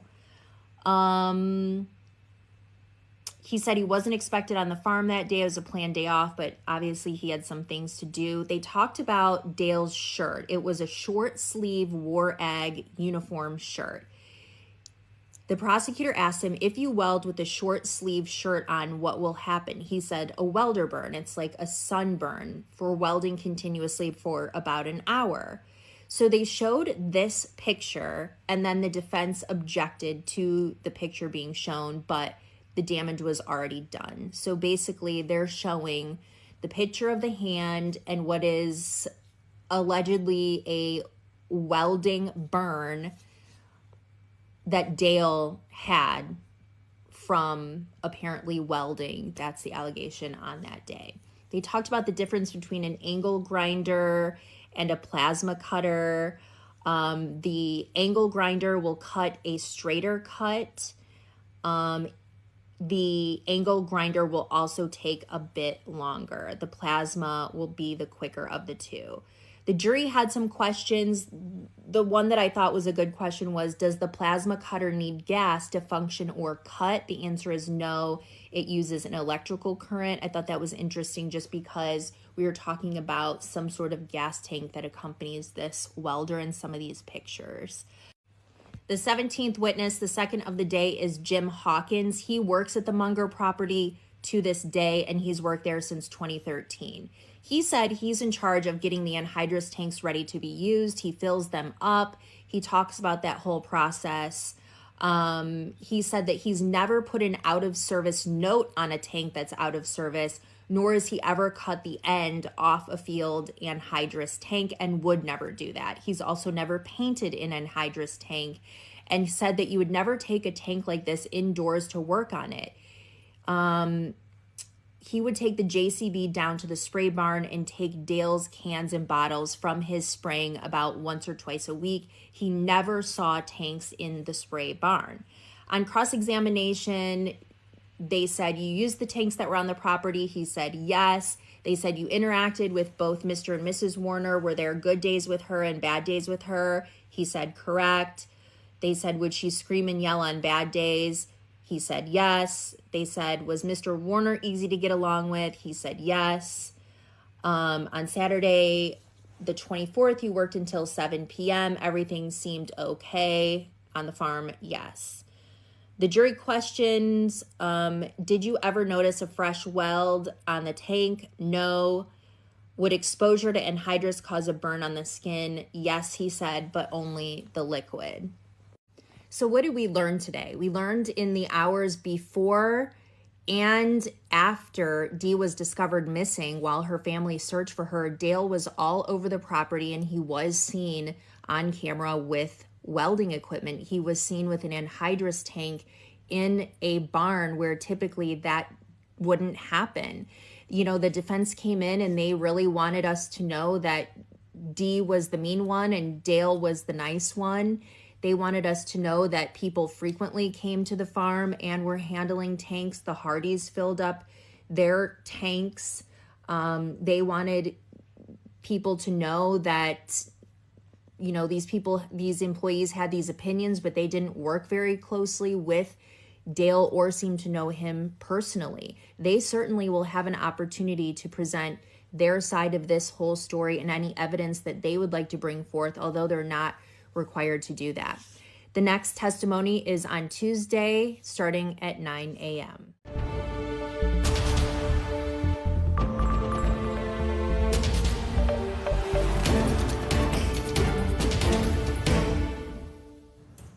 The third week of the Dale Warner murder trial is now underway in Lenawee County. Thanks for joining us here on WTOL 11+. I'm Dan Cummins. And I'm Kaylee Marentet. This is a case our team has been following since Dale's wife Dee first went missing nearly 5 years ago.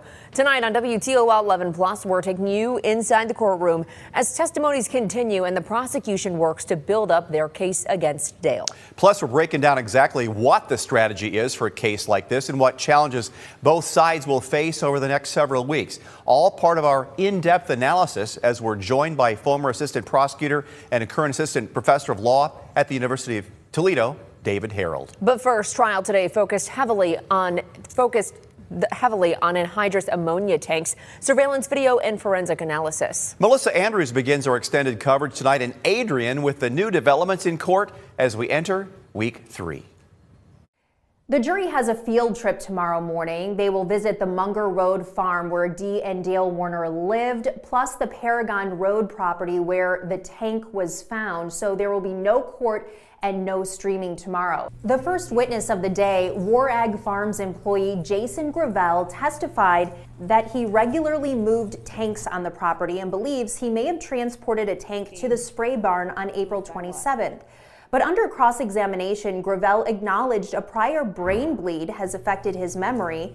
When asked by a juror, he confirmed Dale Warner did direct him to move that tank. Dee Warner's nephew, Parker Hardy, told jurors he noticed unusual tire tracks for the front loader leading directly up to the Warner home the day Dee was reported missing.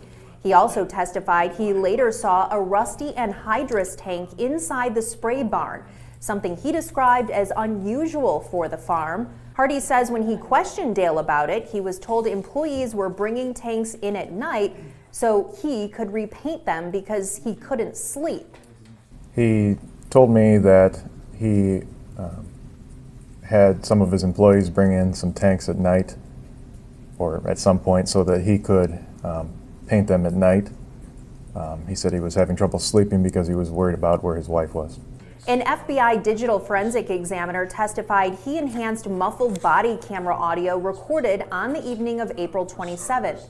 The audio was taken after the lead detective, Kevin Greca, removed his body camera and placed it in his car and shut the door. The enhanced audio was still not clear, but you could hear him talking to Jaron Warner, Dale's son, about bringing dogs and drones to execute a search warrant just before he removed his body cam. Detective Dale Sharp testifies he was on the property at the time and that Detective Greca told him that they should let Dale continue his work on the farm and not interfere as they searched. Former Madison Township Fire Chief Ryan Rank, who is part of the county drone team, testified he captured aerial video of Dale Warner operating a front loader and hauling an anhydrous tank that same night. The final witness of the day, a certified welding inspector qualified as an expert, testified the tank showed an obvious repair weld. He estimated cutting and re-welding the tank could have been completed by one person in under 2 hours using professional grade equipment. The UV light that's produced in the welding arc is extremely intense, and it can burn uncovered skin relatively quickly.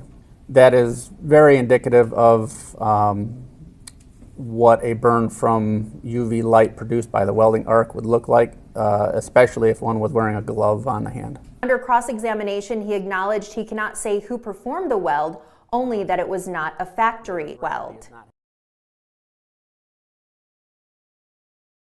You can be the first to hear about the major developments in this case. All you have to do is get out your phone and text the word trial to the number you see on your screen. That's 419-248-1100. Then our team will send you links to our stories with trial updates as soon as we get them. Plus, you can read up more on this case's history and the disappearance and discovery of Dee Warner. Joining us now to offer some legal insight into all of this is former assistant prosecutor and current assistant professor at the University of Toledo's College of Law, David Harrell. Thank you for joining us and being with us here today. Well, thank you for inviting me. So we are heading now into week 3 of the Dale Warner murder trial. From a testimony standpoint, the jurors have heard a lot. What part of, I guess, of the phase of this trial that we're in, this is projected to be a 9-week trial. This is week 3. About what point do you think we're at right now? Well, it's hard to tell. When you have a trial of this depth, it's a circumstantial case. There are certain aspects that the prosecution concentrates on when you have a case that's based primarily on circumstantial evidence, which is that testimony has to lead toward motive, opportunity, and means. So, since we have so many witnesses, it's like putting together a puzzle. And each witness is commenting on a certain piece of that puzzle, going toward whether it's motive, opportunity, or means. So in that regard, as the trial develops, what you'll see is witnesses speaking to each one of those issues. So right now, from a prosecutorial point of view, they're in the midst of it, and it's just about putting together a logical construct for the jury to follow, a story that they can understand what happened and why. We were talking a little bit before that this, like you had mentioned, this is a circumstantial trial. No one was there when they saw Dee killed. How do you as a prosecutor prove something in a case that is circumstantial? Seldom do you have cases where especially a murder, where you have first-hand witness, because there's only 2 individuals that know what happened, the victim who can't testify and a defendant who won't. And in that regard, or very likely will not. And in that context, you have to put things together. You have to create that puzzle where different pieces are showing that, so you're in a way providing for the jury a way to envision what happened. So it's far more common, especially in murder cases, for it to be circumstantial in nature. I mean, there are cases where people witness crimes, but murders happen to not be one of those normally. I'm curious, you mentioned this as a puzzle, and I think that's very good visually, where you have all these pieces and you have, like, you know, these documents and these video cameras and these text messages. How do you even start when you have all of that in a case like this? What are, like, some of the first steps that you think would be taken? Well, every prosecutor approaches a case in their own unique way, and a lot of it is just wrapping your head around the amount of evidence. And a prosecutor is going to look at all the text messages and read all of those and look at all the scientific evidence, go over the autopsy report. And once the prosecutor has looked at all those pieces of evidence, that's when the charging decision is made, and you put together traditionally what's called a trial notebook, which highlights the different pieces of evidence that you want to introduce and how. What do you think are some of the biggest hurdles right now for the prosecution? Well, the hurdle remains the same, whether it's at the start or at the end of trial, which is proving guilt beyond a reasonable doubt. And what a prosecutor is doing during the course of a trial is, again, putting together the pieces of evidence to create that larger picture of what occurred. So the hurdles remain the same, and it's just an incremental process of illustrating proof for the jury. So it is week 3, and these jurors have heard a lot. There's been a lot of things shown to these jurors from evidence-wise and a lot of witness testimonies. Is there any psychology behind keeping these jurors? I would imagine day in and day out, you're sitting in the jury box listening to all this. Is there any psychology behind the prosecutors keeping these jurors engaged and making sure they're following along with this story and essentially this puzzle? Well, certainly. I mean, as each witness, because one witness is not going to explain the entire trial. So necessarily different individuals are going to provide the pieces of evidence that they have. And in long trials, and I will tell you that jurors actively want to follow along. They want to come to a fair and just result. So they're going to be incredibly attentive. And even in long trials, because as the trial unfolds, they're taking that information and remembering it, and then as other pieces of information comes in, they put them all together. And then ultimately what you'll see at the end of the trial is the summation of the prosecutor, and defense for that matter, where they'll tie all those pieces together and show how everything works. I know one question that a lot of us in the newsroom have been wondering is some cases like this, someone like Dale would take the stand. Do you see him possibly taking the stand in this case? Why or why not? Well, there's really no way of knowing, and that is one decision that is entirely to the defendants. Sometimes defendants want to explain to a jury why they're not guilty. Other times it more falls on the state to, and the argument the defense will make is that the state didn't prove their case beyond a reasonable doubt. So really the only person who knows whether or not Dale Warner is testifying is Dale Warner. Wow. And do you think they will go into this trial, yes, I want to take the stand, or do you think that's a decision that will come later on as this trial continues? Again, that's hard to call. It's a case by case. It is. It's truly a case by case situation, and it's until it's time for the defendant to choose whether or not to testify, it's an evolving situation as well. We are in the midst of witness testimonies for the prosecution. What are the next steps after this? You mean after the prosecution closes its case in chief? After the prosecution closes its case in chief, the defense will put on their case. They have the option to put on witnesses, including Dale Warner, if he so chooses to testify. And sometimes the defense chooses to just make the argument that there wasn't enough proof shown by the prosecution. After that, there are closing arguments. The jury will be instructed as to the law for the two different types of counts, and then they'll deliberate and ultimately reach a verdict. Speaking of reaching a verdict, if you were in the jury box in this case, what do you think are some of the biggest things you'd be looking for? Like I mentioned before, jurors want to do the right thing, and they want to pay attention, and they want to make sure that they're reaching a fair and just result. So they're discovering the case much like we are on a day-by-day basis. And again, they want to come to a fair and just result. So it's in their hands. With this case being such a high-profile case, I mean, we've had national news outlets here. This is getting a lot of attention. It's been something that's caught the public's attention for 5 years since she went missing. Do you think there is that extra pressure on prosecutors and defense attorneys knowing that there are so many eyes on this case?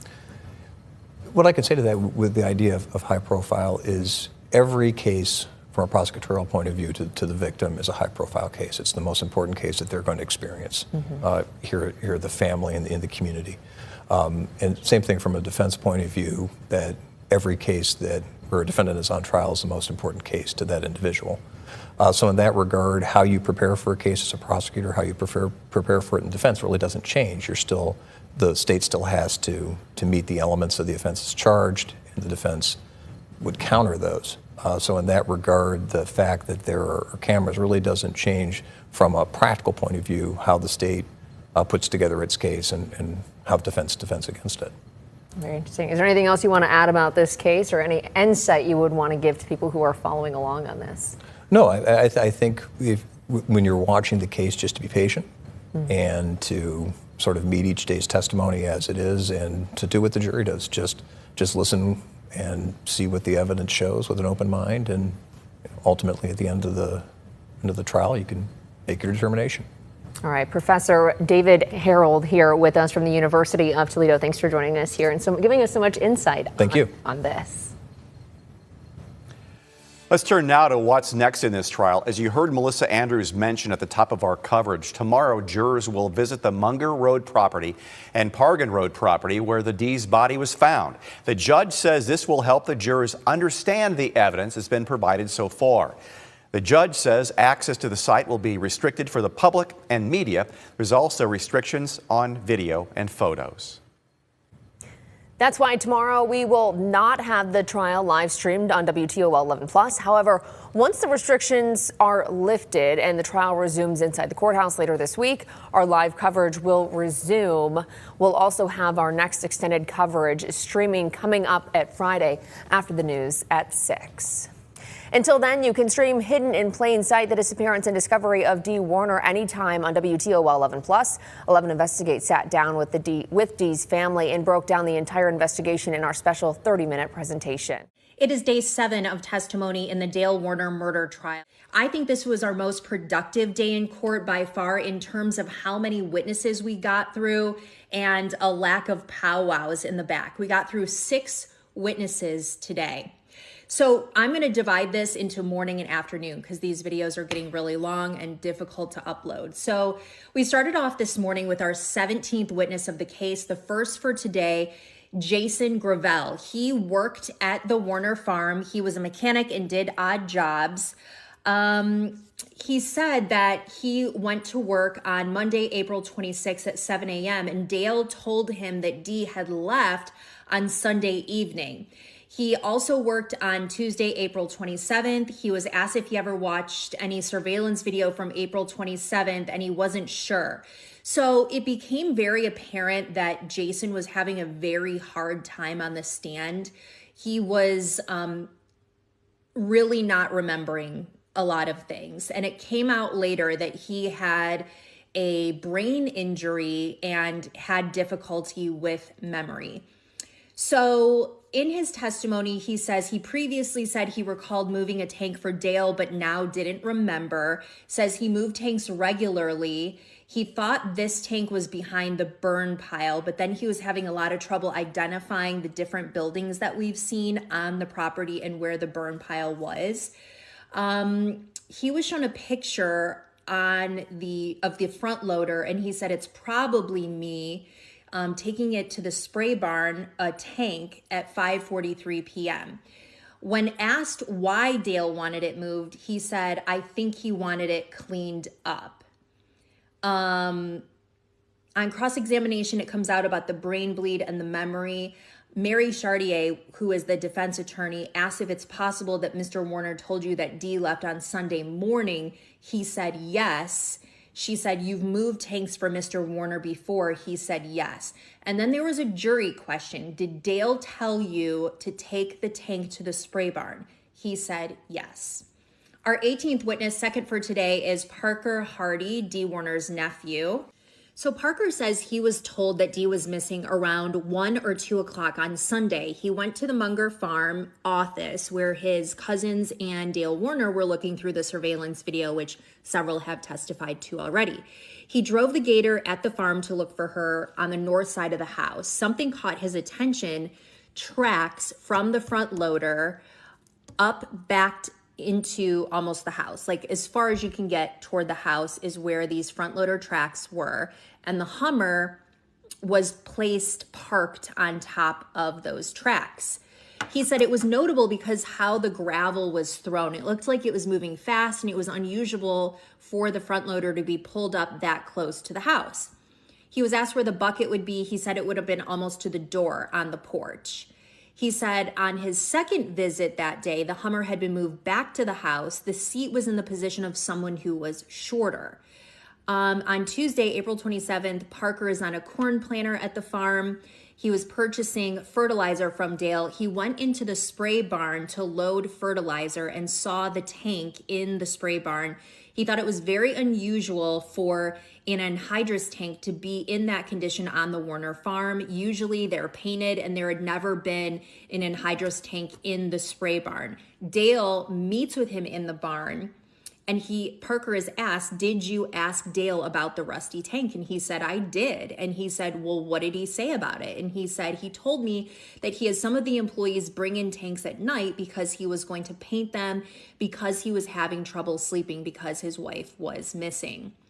On cross-examination, he's asked about coming and filling up his own tank, an anhydrous tank, and what that process usually was. It was the last time he had any physical contact with his aunt, Dee, and that was on Friday. Remember, she was reported missing on Sunday. Did you see Mr. Warner drive by your house in the sprayer? Yes. Were you concerned that Ms. Warner took her own life? Yes. You drove from your property to the Warners? Yes. Where was the Hummer when you first saw it? The office, later on in the back of the house? Yes. The JCB, which is the front loader, tracks up to the house. You didn't see the reverse tracks? No. She said, was that noticeable? Yes. On April 27th, you saw the rusty tank in the spray barn and you didn't see a non-factory weld on the tank? And he says no. And then the attorney says, would you have noticed that? He said, I didn't look at the specifics, only noticed an old rusty tank. They say, you didn't see Mr. Warner behaving unusually with it? And he said, correct. Then the 19th witness is Jordan Graves. It's our third for today. He works for the FBI in the Detroit field office. This is very interesting, his testimony. He was really great on the stand too, because he made he looked at the jury quite a bit, and he was very clear. He said that he was asked in late March of 2025 to enhance some audio of a recording in this case. This is where Detective Greca comes back into the fold. Apparently, Detective Greca was on the scene on Tuesday, April 27th, and he was wearing a body-worn camera.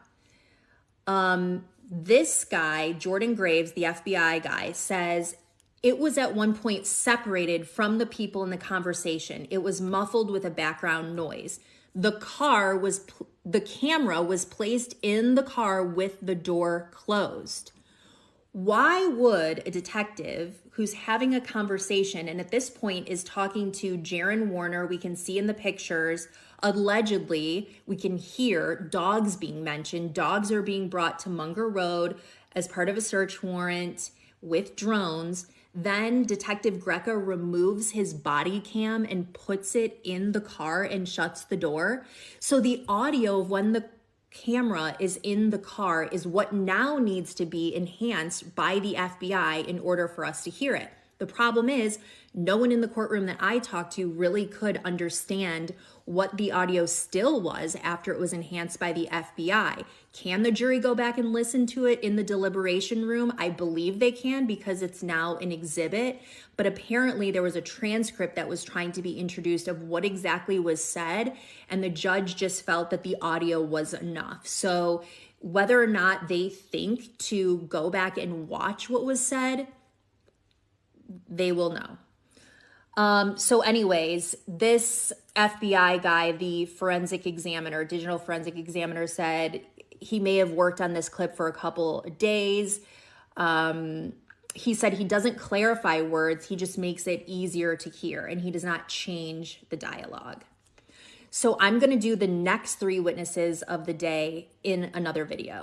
In terms of Detective Greca, though, and his conversation, which apparently involved telling Jaron Warner that dogs were on the way to the property, how problematic is it that we have not heard from the lead investigator in this case?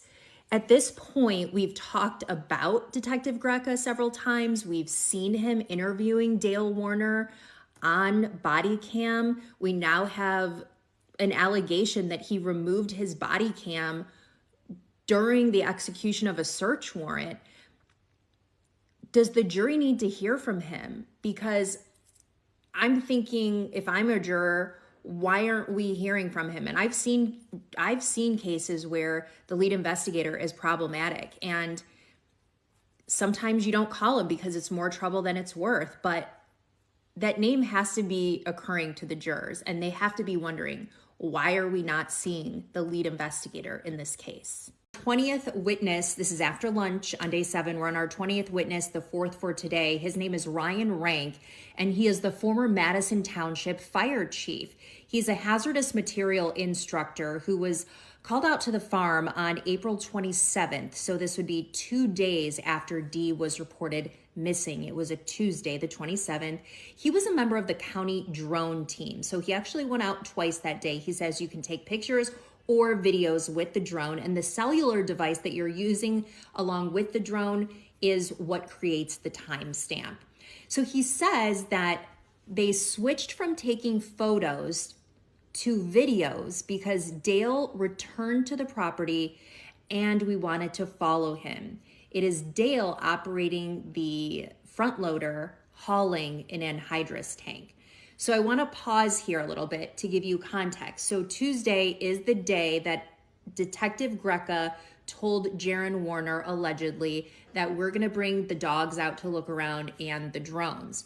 This is when Detective Greca removes his body cam, as we saw today, places it in the car, shuts the door, and continues to have conversation with Jaron Warner. The FBI is brought in to analyze the audio of that video. We couldn't clearly hear it in the courtroom, but I do believe, because it's been admitted into evidence, that the jury can go back and listen to it when they're deliberating. So it's at this time that Ryan Rank is at the property, and Dale comes back and he starts to move around. So that's why they did the drone video. He was asked, how do you know it was Dale moving it? He says, from overhearing interaction with Detective Greca and a lieutenant earlier. He's asked, did you become familiar with anhydrous ammonia? He said, yes, due to my line of work. He talks a little bit about it. And then he is shown this picture, which I think every time that it's been shown, the defense attorney, Mary Chartier, objects. He is asked if this is an example of a chemical burn on this body cam of Dale Warner on April 26th. That would be the day prior. He says, no, there's an objection. Jackie Wise, the prosecutor, moves to qualify him as an expert on this because I don't think he was allowed to say, forget what the legal term is, but he was not allowed to say his opinion on this. And I thought that the defense, Mary Chartier, did a great job. She says, no, he can't be qualified as an expert right now. We don't have his CV. We haven't put him through the whole process that we usually put people through when we qualify them as experts. So that was, he could not be qualified as an expert. They had to move on from that. He was asked, have you ever observed an anhydrous tank with this design? He said no. So on cross-examination, I didn't understand where they were really going with this. They asked, why would the fire department chief get training in anhydrous and hazardous materials? I thought that was pretty clear because there's a bunch of farmers in this area and they work with all types of chemicals, so it made a lot of sense to me, but maybe there was something more to that. Asked like why a fire truck would be there when the tank gets cut open. I felt like that was pretty obvious in case there's a spill or some sort of fire, or I don't know, someone can pass out, I guess, and you are rendering first aid. He was asked, did you lighten the drone photos? He said, no. You didn't sneak onto the property? No. You were visible to Mr. Warner? Yes. So that's the defense saying that you guys were pretty much welcome here and he wasn't hiding anything. So we break for lunch, we come back, and we get to the 21st witness, the 5th for today, Dale Sharp. He is a Lenawee County Sheriff's detective, and he assisted Detective Greca on the case. So he is on the scene of a search warrant on 4/27 with Detective Greca, who was the lead detective, who has not testified, who is in charge of the scene and what's collected, making sure the scene is secure. They get to the property around 8:30. He personally was not wearing a body camera. His role was to photograph the buildings. Detective Greca and Jaron were there. Greca made contact with 2 young females at the house. He appears to be at the house. He had the body cam on, and we saw him talking to 2 girls at the door. Detective Sharp says, we have a search warrant for the dogs and the drone. Greca appears to be talking to Dale on the phone regarding the search, saying this will shut up the other side of the family. And Dale, apparently on the other end, we couldn't hear. He apparently said, no, it's not going to shut them up, because then Greca says, yeah, it's not going to shut them up. I'm wondering, how is the family feeling about hearing this? So Sharp is in the body cam with Jaron. Detective Greca comes down and talks to Jaron, asks if he's a family member, then takes off his body cam, which I've gone over in the previous video. But, this is a problem for the lead investigator to do this, and then for the prosecution to have to bring in the FBI to enhance the audio because the lead detective removed his body cam. So you can hear them talking, and Greca is talking about dogs. He puts the body camera in the car and then closes the door, continuing the conversation outside of the car, and that is the audio that needed to be enhanced by the FBI. So Sharp is near the rear of Greca's car. Sharp says Greca asked Jaron if he knows when his dad will be back. There was an objection to this by Mary Chartier on hearsay. Sharp goes around the property taking pictures. He remembers that tank in the spray barn. Dale is moving the anhydrous tank and puts it in that building and takes another one out. Doesn't know where he put it. Notified Detective Greca about this. We were told to allow Dale to continue operating the farm and not interfere. Again, as a search warrant is being executed. Our 22nd witness, the 6th for today, is Justin Schmidt. He is a welding teacher and welding expert, a certified welding inspector, and I think he was necessary for the prosecution's case, and I think he drove home some points. So he was certified as an expert in welding by the judge. Michigan State Police asked him to do an inspection on the tank. He said that he looked at it 4 times. The first time he looked at all of the welding, the second time the inside. He saw the repair weld on the first inspection. The third time he came back to look at a portion of the tank, and the 4th time to compare the tank. He said there was an obvious repair weld. The first time he saw it, the front end was removed. You could see the remnants of a factory weld under the repair weld. He took a measurement of the factory weld and then the repair weld, and you can see the difference. He said this person used a spool of wire. Apparently there's a stick welder. I don't know if that's the right term, but he used a spool, whoever did this. There was lots of human error. It was not an automated process. It was clear to him that they used a larger machine, not a hobby machine. This was someone with prior welding experience, but not formal weld training. He said it could have been a rush job. This is the second time we've heard of an angle grinder. But this time to grind down a high spot in the weld first. And then you would use a welding mask, cap, PPE, heavy duty gloves, a welding jacket and sleeves. If your skin is exposed, you would see burn marks and evidence of UV light burns. He has shown that picture again of Dale Warner's arm and said that is very indicative of a burn. He says you could weld 6 to 10 inches per minute. So the quickest it could be done for 128 inches is 21 minutes. And the longest, the slower side, he said was 36 minutes. With the starts and stops, he said that can vary from a few seconds to longer. And then he used some experiments to come up with a formula to calculate around 2.5 inches per minute. He said this could be done by one person if they had the proper tools and equipment. So to be honest with you, after he testified, I'm thinking this defense attorney has got to ask, like, where are videos of you conducting these experiments? Did you do an experiment using 2 people and then 1 person? Did you do an experiment with a person maybe holding up the material and then one being in the cradle, like was described? I just felt like the cross-examination did touch on experiments, but I was kind of expecting her to really take him through the ringer a little bit more on what I want to see your work.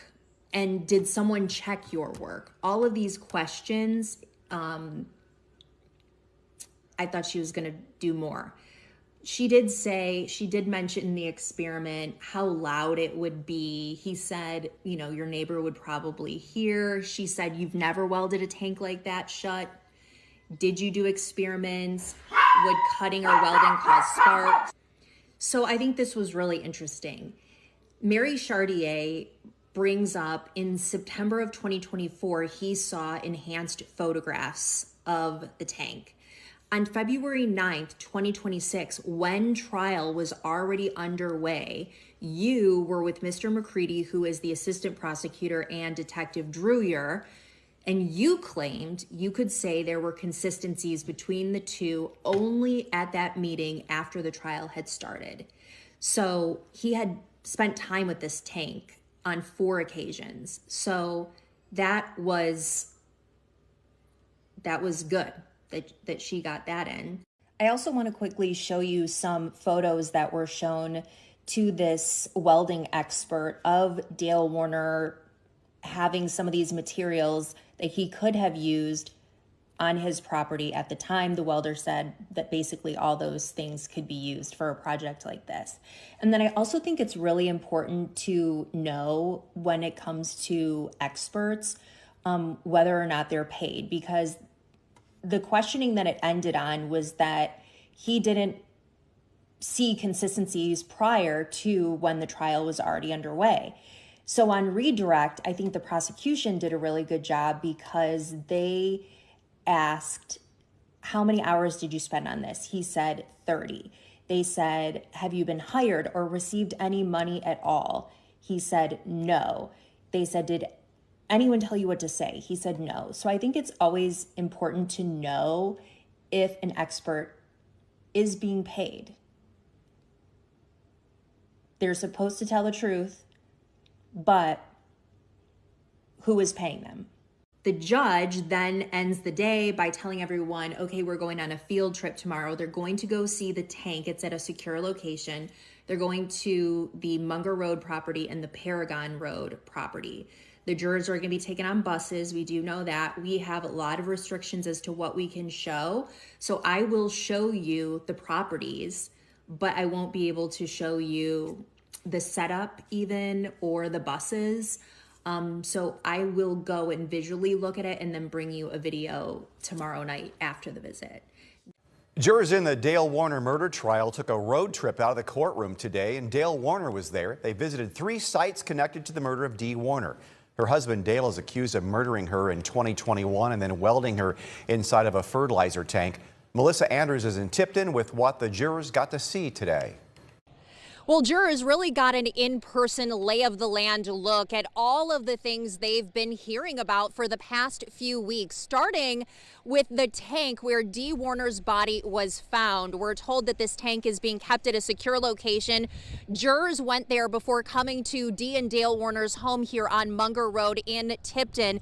We know that the jury stayed here for about 30 minutes. They first seemed to look at the back of Dee and Dale Warner's home, where you'll remember her nephew, Parker Hardy, said that he saw a front loader pulled right up to the back porch just a day after Dee Warner went missing, or if not that very day. We know that the jurors also spent a few minutes inside the Warner home. They were then led out by Michigan State Police to what we believe to be the old shop. That is a red barn that you're seeing there in the distance. And then a couple jurors, they all actually walked back towards some anhydrous tanks, and then a few went off on their own. I would say about 3 to 4 jurors walked to the rear of the property behind some semis and some anhydrous ammonia tanks to where there were some other tanks sitting out by themselves. They then started walking to another barn at the center of the property, and then to a shop, and finally to the office location where Dee and Dale Warner operated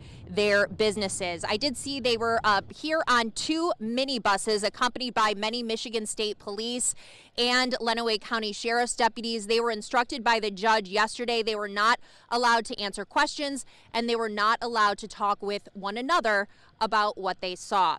We're back in court tomorrow morning at 9 a.m. For now, reporting in Tipton, Melissa Andrews, WTOL 11. It is day 9 of testimony in the Dale Warner murder trial. I'm Melissa Andrews, a crime and investigative reporter. Dale Warner is accused of killing his wife, Dee, in 2021 and then welding her inside a fertilizer tank where she was found 3 years later. Our first witness of the day is Michigan State Police Canine Handler Jack Taff, and I'm going to bullet point more of tonight's videos because this is just so much detail. So he was a Michigan State Police trooper and a certified canine handler. He worked with drug dogs and cadaver dogs, and he explained that cadaver dogs help detect blood, bone, and tissue. They cannot independently find a body in a sealed container unless there was some sort of blood or other matter on the outside of that container. He did say that his dog could probably smell remains if there were holes in a container, and we'll get to that in a bit. So he first searched the Munger farm on April 27, 2021, 2 days after Dee was reported missing. He arrived around 12:45 at the request of Detective Greca, who again was the lead investigator at this time. He was asked to assist in this missing person investigation and bring along a cadaver dog. He initially brought a narcotics dog while waiting for the cadaver to arrive. So he started searching the dry fertilizer barn and the back of the property near the trucks, but the search stopped because Dale revoked consent. It's important to note that there was no search warrant yet at this time.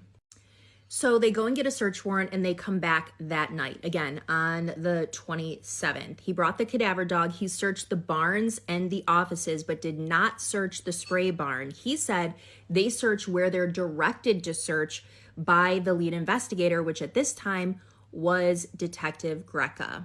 So they talk about what a cadaver dog can and cannot smell. And it was talked about that the cadaver dog cannot smell through a fully sealed container if a body were wrapped in tarp and welded inside the container. The dog would not alert unless there was blood or decomp odor that escaped outside somehow. He was asked if a body were inside an anhydrous ammonia tank, would the dog detect it sealed inside? Again, he said no. He also testified that ammonia would prevent him from bringing a dog near it for safety reasons. So he said, unless the dog is pulling me over there, like come search here, he's not going to take the dog over there because it can be killed by this ammonia. So on April 29th, 2 days later, he goes back and he has a conversation with Dale Warner, who referenced chemicals in the spray barn.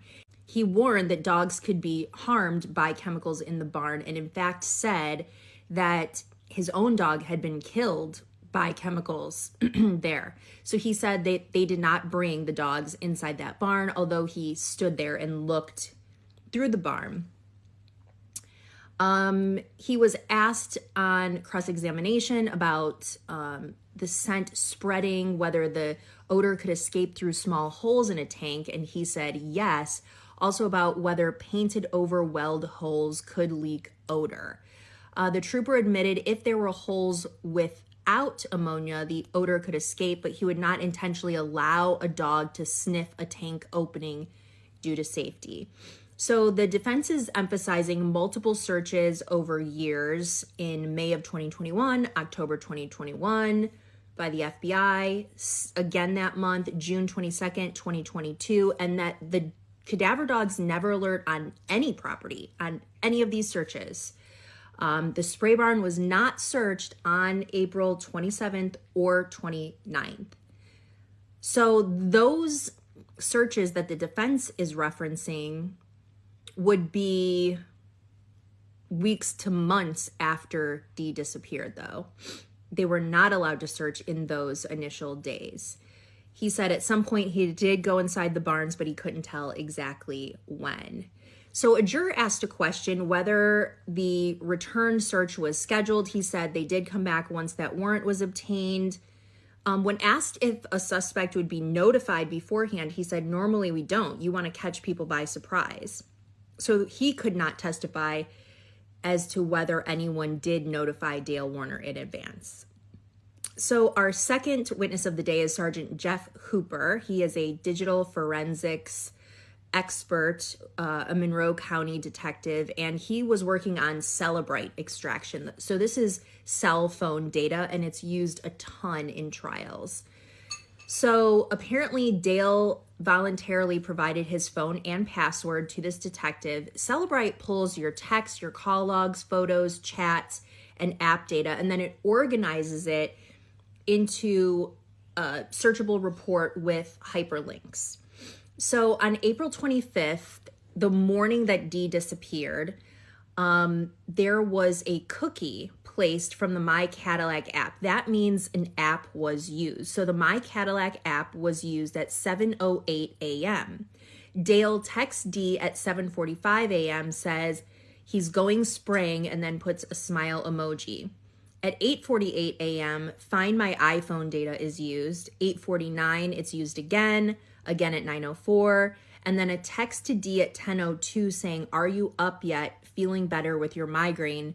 Another smiling emoji. So 2 days later, on April 27th, this is the night of the search warrant. Pay attention to this. 8:39, an incoming call from, it's saved in Dale's phone, Kevin at the Sheriff's Department. So Detective Greca is at the property on the 27th, and he calls Dale, and the phone call lasts 2 minutes and 5 seconds. Then 3 minutes later, so at 8:42, Dale calls his son Jaron Warner for 55 seconds. At 8:45 p.m., Dale calls Jaron again, and at 8:49 p.m., Jaron calls Dale. So then we see that there is a 26-day gap in phone data in Dale Warner's phone. So there were no calls there.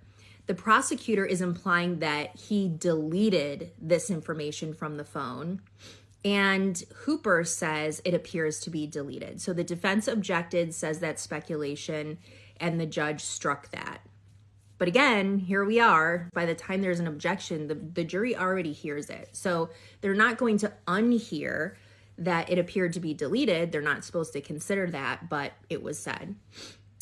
So the defense is basically arguing that this missing data could be due to resetting the phone from a prior backup. The phone is resetting. So they get into some other digital evidence. There was a Google search on May 5th, 2021, what to do with 1,000-gallon propane tanks. There were 2 Apple IDs tied to an iPad. Hooper said he could not access everything. The Apple Watch was not downloaded. So this gives us a look at the phone activity the morning that Dee disappeared, the Find My Phone used 3 times, the Google search about large tanks, and the debate over why those logs were missing. So we're starting to see some of this cellular data really come into focus here. And going back to the previous trooper, what they were and were not allowed to search in the very early days of Dee's disappearance with the consent from Dale Warner. So after lunch today, we're talking FBI search, journals, surveillance, and a financial motive emerging here, according to the prosecution. So first up, we have FBI agent Henrique Impola from the Federal Bureau of Investigations, the FBI out of Detroit and Monroe. So he was a part of 2 days of searching on October 11th and October 12th of 2021. He said he led what was called the White Team. They were in charge of searching vehicles, trailers, tractors, and outbuildings. He did not search the Warner home. They looked inside silos, grain hoppers, non-pressurized tanks, bins, and barrels. They did not search any pressurized chemical tanks. There was also a black Chevy truck that was there. It appeared to be used by Dale, he said, and in it he found loose leaf pages, black notebooks, and calendars where in some cases you could write your own date in. And in these papers were detailed handwritten notes tracking Dee's movements. I am going to just post a lot of them because there were a lot of them, and you guys can just pause and read them. But basically it would be like, she's going here, but then I find out she's there, says she's going to doctors, that kind of stuff, like tracking her and accusing her of lying. There's a lot of stuff about financials, so you can read all those notes. So the agent says he notified his team leader and he was told to photograph these items but not seize them. And the way that he did that was he would open up the notebooks, look through them. If there was writing, he would photograph that page. He was asked about the spray barn and recognizes that safe inside that's been mentioned several times now, but we haven't known exactly where that's going, and we still don't, but your mind can wander. And just take the notebooks and the pages themselves, and he really, didn't appear to know, because he said he notified his team leader on redirect. He said those pages made references to the state of mind of the description of what somebody might be thinking about the victim, so he thought that it was relevant. Up next, Detective Sergeant Scott Singleton of the Michigan State Police. He said that he became involved in the case in March of 22 when this task force was created. His job was to back up Detective Drewier. He said he spent probably hundreds of hours looking at surveillance videos, and he started looking into the financials in July of 2022 because Dale had said at that time that Dee stole a large amount of money and was living out of the country. So he had the financial guy look over the books and the charges. There were credit card charges on the business's account that were personal. Zach Bach has already testified to that. He said he was mostly looking for hidden accounts that she may have unaccounted for cash in, or enough money where she could live off of. He said in July of 2022, the amount started out at $1 million that was apparently missing, and then at some point it went way up to like $2 million. And he was asked, did you find sums of money that were unaccounted for? He said maybe about $34,000 over a 2-year period before she disappeared. He was then asked about the searches. May of 23, he said that the defendant had access to or owned thousands of acres. He said some were already searched, but we wanted to make sure personally that we were touching everything and going through each one. He said so they searched about 3,000 acres. Based on that, there was a more in-depth search on Paragon Road based on information they received during the searches of other properties. Mr. Warner went digging at Paragon. He said, we sent someone to make contact, a detective. He wasn't digging, but he was moving a collapsed structure. We put that property on the radar, but I think this is interesting. We wanted to see how he would react to us searching, and he did. He went to the property. So basically, they're searching. They start, going over these thousands of acres. They want to see what the person is going to do.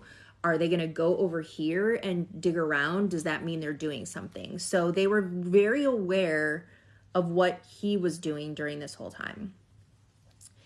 There was a house and a barn on that Paragon property. The house was torn down, buried in its foundation, and there had been some digging there. We had searched a couple times, and we were interested there. He said he searched the property the night we got the information. They made Mr. Warner aware and asked him to leave. This is on Paragon. And it remained guarded that night, and then they started first thing in the morning. The plan was to excavate the foundation. Dale shows up not long after they get there, and he wants to know, what are you doing? They explained. He offered to stick around and even use his own equipment to help them dig, and they said, beat it. So they go over all these surveillance cameras with him because he's been studying hundreds of hours of this stuff. And he talks about the timestamp a little bit. The timestamp is 1 minute 35 seconds off. You got to figure out the difference mathematically. The body cams do not have that same problem. So he says as he's going through all this surveillance video, he sees Dale acting suspiciously. It was at 4:52 on April 25th. He was standing in the old shop and he looked out the bay door in a suspicious manner. He let his partner know this. So then they talk about finding Dee, and then how hindsight is 2020, basically. They start going back and looking through all the old footage because now it may actually carry some meaning now that they know she was found in this tank. So they're looking for the tank in all of this footage. Then they start really looking into welding because they're seeing a lot of activity of Dale's handling this welding equipment in all of these videos we've seen. So he is going through to see Dale's actions that day with the tank, and he comes across two images, and I have them. At 6:07, there's not a tank in the burn pile. At 6:37, there now is. He was asked, did you see Dee Warner on any of the footage that you watched? He said no. He talks about how Jaron Warner, Dale's son, is pulling in at 8:55. He watched this to determine what happened to the tank that he said that the truck goes into the dry barn. So Dee Warner was found on August 17th. There was a warrant, another one issued on August 27th. And this one was for tarps, duct tape, paint, decals, or any items associated with the tank or her disposal. So he took 3 white paint cans from Munger and a Tupperware container with white paint, and then he had paint sticks for each one with paint on them. So this was the feistiest cross-examination thus far, and he was asked a lot about why he found it so suspicious when Dale Warner crouched down. And then Mary Chartier asked him to keep replaying it. Where are you seeing him crouched down? He bent at the waist. He looks to be getting behind the truck, he says. And then she goes, and then he goes back to doing whatever he's doing. He said, it just struck me early on. And she said, well, you interviewed him for a few hours. Did you ever ask him to come in for an interview and talk about this? You had suspicions, but you didn't ask him what he was doing. And he said, no, we had a lot to cover in those 2 hours. And he's saying it's not an aha moment. And she's saying that as well. Jackie gets up and says she's being argumentative. The judge tells her to move along. He said, we didn't have the tank or the body or how it was disposed of, so we didn't ask him every single thing at that time. She says, you never asked him about welding or tools? He said, no. They talked about the non-factory weld. He said, I saw the photos of the tank she was recovered in. So it appeared to have a discolored line. So as I said, this cross-examination was very in-depth, at least as far as we've seen up until now. It went on for a long time, and it was very interesting. So Mary asks him, did you meet with Greg Hardy on October 12, 2022? He said, correct. He provided a thumb drive because he said he hired someone to do interviews and he gave him this thumb drive. But then they had some sort of disagreement or argument about where the case was going in the investigation. And then Greg comes back and says, wait, give me back that thumb drive. You don't have permission to use this anymore. He was asked, did you give it back? He said, no, I noted the text and got a search warrant anyway, so then I could legally search. And so she said, well, you were suspicious of Dale crouching over there. Were you suspicious that Greg revoked this consent? And he said, well, he's frustrated. His sister's missing. Objection. Judge agrees to allow this with Mary. And talking about you didn't record this exchange with Mr. Hardy because you chose not to record it versus like you've recorded everything else with Dale. She just wanted to know, did you think it was suspicious that he revoked it? That's the question that I asked you. And he said we had a disagreement. He was upset after I left the farm. So we're ending the day with some jury questions. The first one is Dale interviewed again after Dee's body is found? So the detective says, well, I attempted, and Mary stands up. The judge stops him, says it's a yes or no question. He says no. Dale was not interviewed again after Dee's body is found. The toothpaste does not go back in the tube. Was it determined how much money Dee had in accounts after she went missing, and how much? He said, I looked at it and noted it. If you were going to leave forever, it was not enough money. Mary comes up again. Speculative. Judge strikes. If there was a search warrant on 427, how could Dale say not to search certain areas? A lot of people have asked about this.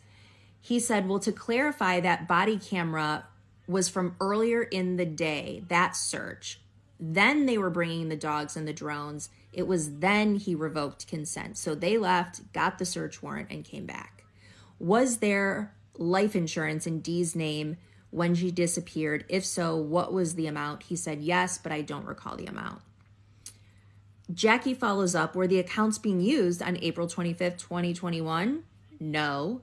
On the search warrant, do you call the party and tell them that you're 20 minutes out or on the way? No. Were paint samples removed from the tank where Dee was found? Yes. The lab came out and made scrapings from the tank after it was found. They then requested I take those samples that I took from the property. I do think we're going to have that paint expert coming in soon. And she talks about how she compared these paints, and Mary's going to say, well, this same exact paint can be sold anywhere in this country. So day 10 coming tomorrow, and I got a hot tip today that it's looking like everything in terms of testimony is going to wrap up by the end of next week. So prosecution and defense. So we could be ending a couple weeks early. It is day 10 of the Dale Warner murder trial. I'm Melissa Andrews, a crime and investigative reporter covering the case of Dale Warner, who's charged with murdering his wife Dee in 2021 and then welding her inside of a fertilizer tank. Today, we had several expert witnesses. The first one was a paint expert from the Michigan State Police, and she scraped the tank where Dee Warner was found for paint scraping samples.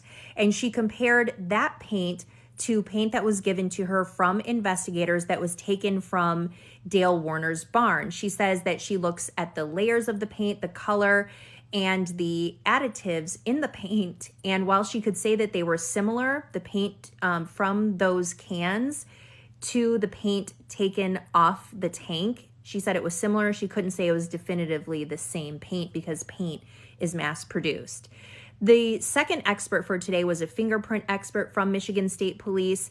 She testified that she inspected the tank and dusted the tank for fingerprints and then took 4 stickers from the tank. And she said she found one fingerprint of Dale Warner's, his left hand middle finger, on one of the stickers. The next expert was also from Michigan State Police. She was a digital forensic analyst, and she reviewed Dale's iPhone 12 and iPad.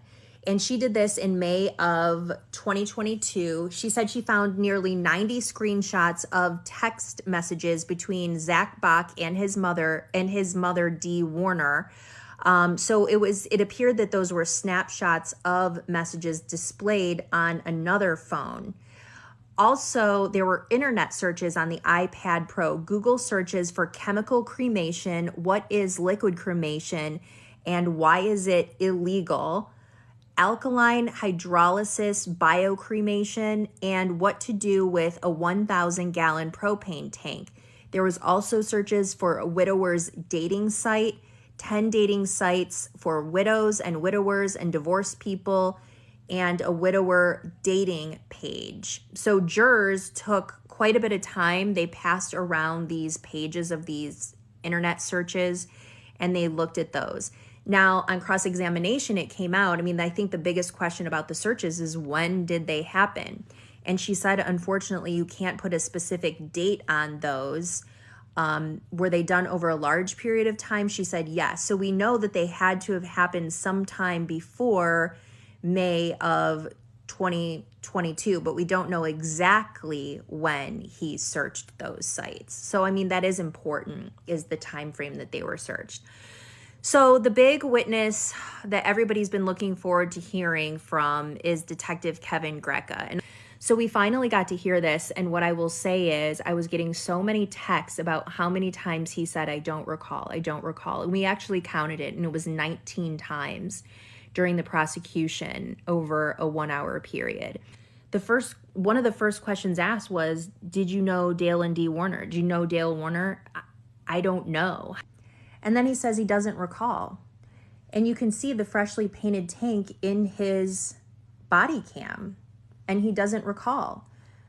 When in fact, if you're going along with the timeline and the series of events that the prosecution has presented the entire time, then that means that Dee Warner's body is in that tank right in front of his face on his body cam.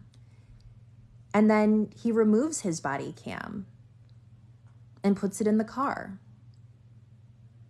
And the only one who asked about it is a juror. And the juror says, did you do that so that you can have a private conversation with Jaron Warner? And he said no. Nobody else asked, well, why did you take it off? The defense calls him. He's asked, do you remember a meeting with all the families on March 9th, 2022? He says yes. He didn't remember anything else, any dates before. He's asked, who's there? Well, me, Dreyer, Singleton, the FBI, the sheriff was there for the beginning of the meeting. I felt that that was pretty detailed. What he did bring was a story for the defense about Greg Hardy. That's what the lead investigator brought us, a story for the defense about Greg Hardy, allegedly asking him at this meeting on March 9th, 2022, in which he remembers all the key players who were there. The headline that we're to walk away with is right before the weekend, is that Greg Hardy and his private investigator asked him to not download their phones when everybody's phones were supposed to be downloaded, to just pretend because they had received information from a federal law enforcement officer about Dee's disappearance and they didn't want to get that person in trouble. So our only witness for today is Detective Daniel Dreyer of the Michigan State Police. This is the second time he's on the stand, and a big contrast to Detective Kevin Greca, who was the first lead investigator in the case. Detective Dreyer and his team took over the case in August of 2022. So really here, he is the officer in charge of the case. And today he walked jurors through some of the digital evidence, the evolution of the investigation, his welding and tank theory, the discovery of Dee's body, multiple large-scale searches, inconsistencies in Dale Warner's statements, and the cross-examination really focuses heavily on how much consent Dale Warner gave throughout the investigation and some of the investigative decisions that were made. This was major testimony because it really connects some of the early investigative steps to the eventual discovery of Dee Warner in Tank 34 in August of 2024. So first, Dreyer is talking about how many electronics that they have seized during this investigation. He says around 100 phones and tablets, but they never discovered Dee's original cell phone. Now, he said after Dee disappeared, Dale did purchase a new phone and entered Dee's Apple credentials, importing her iCloud data onto that device. He explained that once her credentials were entered into the phone, any incoming calls or texts to Dee's number would route to that new device, not the original missing phone. He also testified that after law enforcement seized the devices, Dale called asking for his phone and iPad back, but he made that call from Dee's phone number, meaning this next newer phone. 2 forensic extraction license levels were discussed. So he talks about the Lenawee County Sheriff's Office having what he called a B-level extraction, and MSP later using a more advanced A-level extraction. So basically what I got from this is that Lenawee County, because of the license that they have, could not get the level of information, the detailed level of information that Michigan State Police could get. So talking about the Apple Watch, the fitness data from April 2024 to April 25th was reviewed.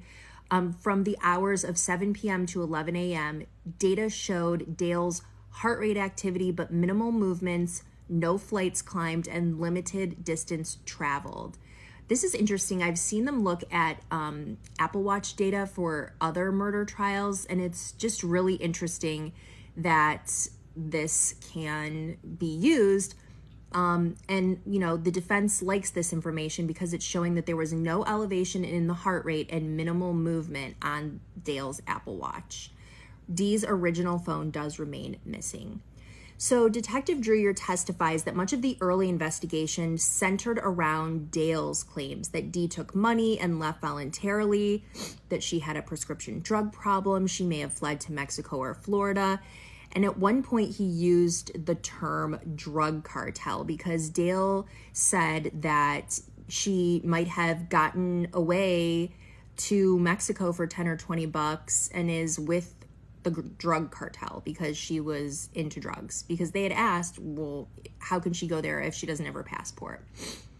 Investigators had obtained search warrants for Delta Airlines, credit card records, and pharmacy and healthcare records, as well as OnStar vehicle data. They confirmed that that man that Dee had been in a relationship with was in Florida at the time, that the relationship had ended months before her disappearance. There was no evidence supporting any secret phone, because they're saying, like, if a lot of times people have a secret phone if they're having an affair, but she was texting her affair partner on her regular phone. So that kind of made them think that she must not have also a secret phone. There was no evidence supported that she did leave or that she was ever involved in any cartel. Dreyer said he also contacted a Secret Service agent specializing in searches for life and missing persons case, and nothing suggested that she left on her own. So over the years, there were numerous searches, and the defense really gets into all these searches and the fact that, with the exception of the time that Dale revoked consent and said, you guys have to go, that all these searches were agreed to, at least for the most part. She wanted to get across that there was a lot of cooperation on his part. So those searches began April 26, 2021. Search warrants, FBI involvement in October of 2021. There were 8 properties searched, 37 vehicles, manure pits, a lake, multi-day operations with, at one point, more than 120 personnel, cadaver dogs, drones, ground penetrating radar, because again, they think at this time that this tank may be underground, and also excavation equipment. In May 2023, there was a large-scale 3,000-acre search. Dreyer admitted investigators were heavily focused again on this underground theory, and he eventually said during his testimony he was not proud that they had concentrated so long on that underground theory. There's also the welding theory that's been talked about quite a bit. This is the theory that was developed after Detective Singleton and Dreyer reviewed video of Dale seeming to duck behind that truck as he was working in some of the buildings on April 25th. So investigators began asking, could Dee be concealed in something metal? Could something have been welded shut? Dreyer testified that they did not initially share this theory with Detective Greca. He talked about some discomfort and concerns about information leaks within the agencies. He later began researching what metal objects were on the farm that could disappear without being noticed. Search history evidence included a Google search about what to do with a 1,000-gallon tank. And he says when you click it, the link provides instructions on how to bury a tank of that size. And so that's really where this underground theory came from. They also looked into anhydrous ammonia tanks and how to safely open and empty them. So we get into tank 34 and the fact that Dee Warner is found. He did clarify that Greg Hardy did not tell him to go and search that tank. Inside the tank, a lot of people have been wondering, where were these items that were missing? They say there was no purse, no phone, no passport, no shoes, no socks, no go bag. Everything on or attached to the body, meaning the tape, the clothing, the tarp, was collected. The items inside the tank could not be fully processed because they would not dry out. For example, the duct tape would not dry and therefore it could not be sent for the lab analysis. In fact, the jurors were able to pass around 2 strips of tape, and he said even now they're not dry. You can see some bacteria and mold forming on the tape. Another thing that's been heavily talked about now is the safe, and a lot of people are wondering if the prosecution is trying to say that perhaps Dee's body at one point was in that safe in the spray barn when they were not allowed to search because of the lack of consent at that time, and also Dale telling them you can't take the dogs in there. So in regard to the safe, it had been photographed during an earlier FBI search, but was never swabbed or tested for blood or DNA. Later, Dreyer said when he went to go back, he was unable to locate it, so he did find a similar one, and he took some pictures of him inside this similar safe. And he is 6'7", he said, and he took some of these photos to show that Dee's body could fit in this safe.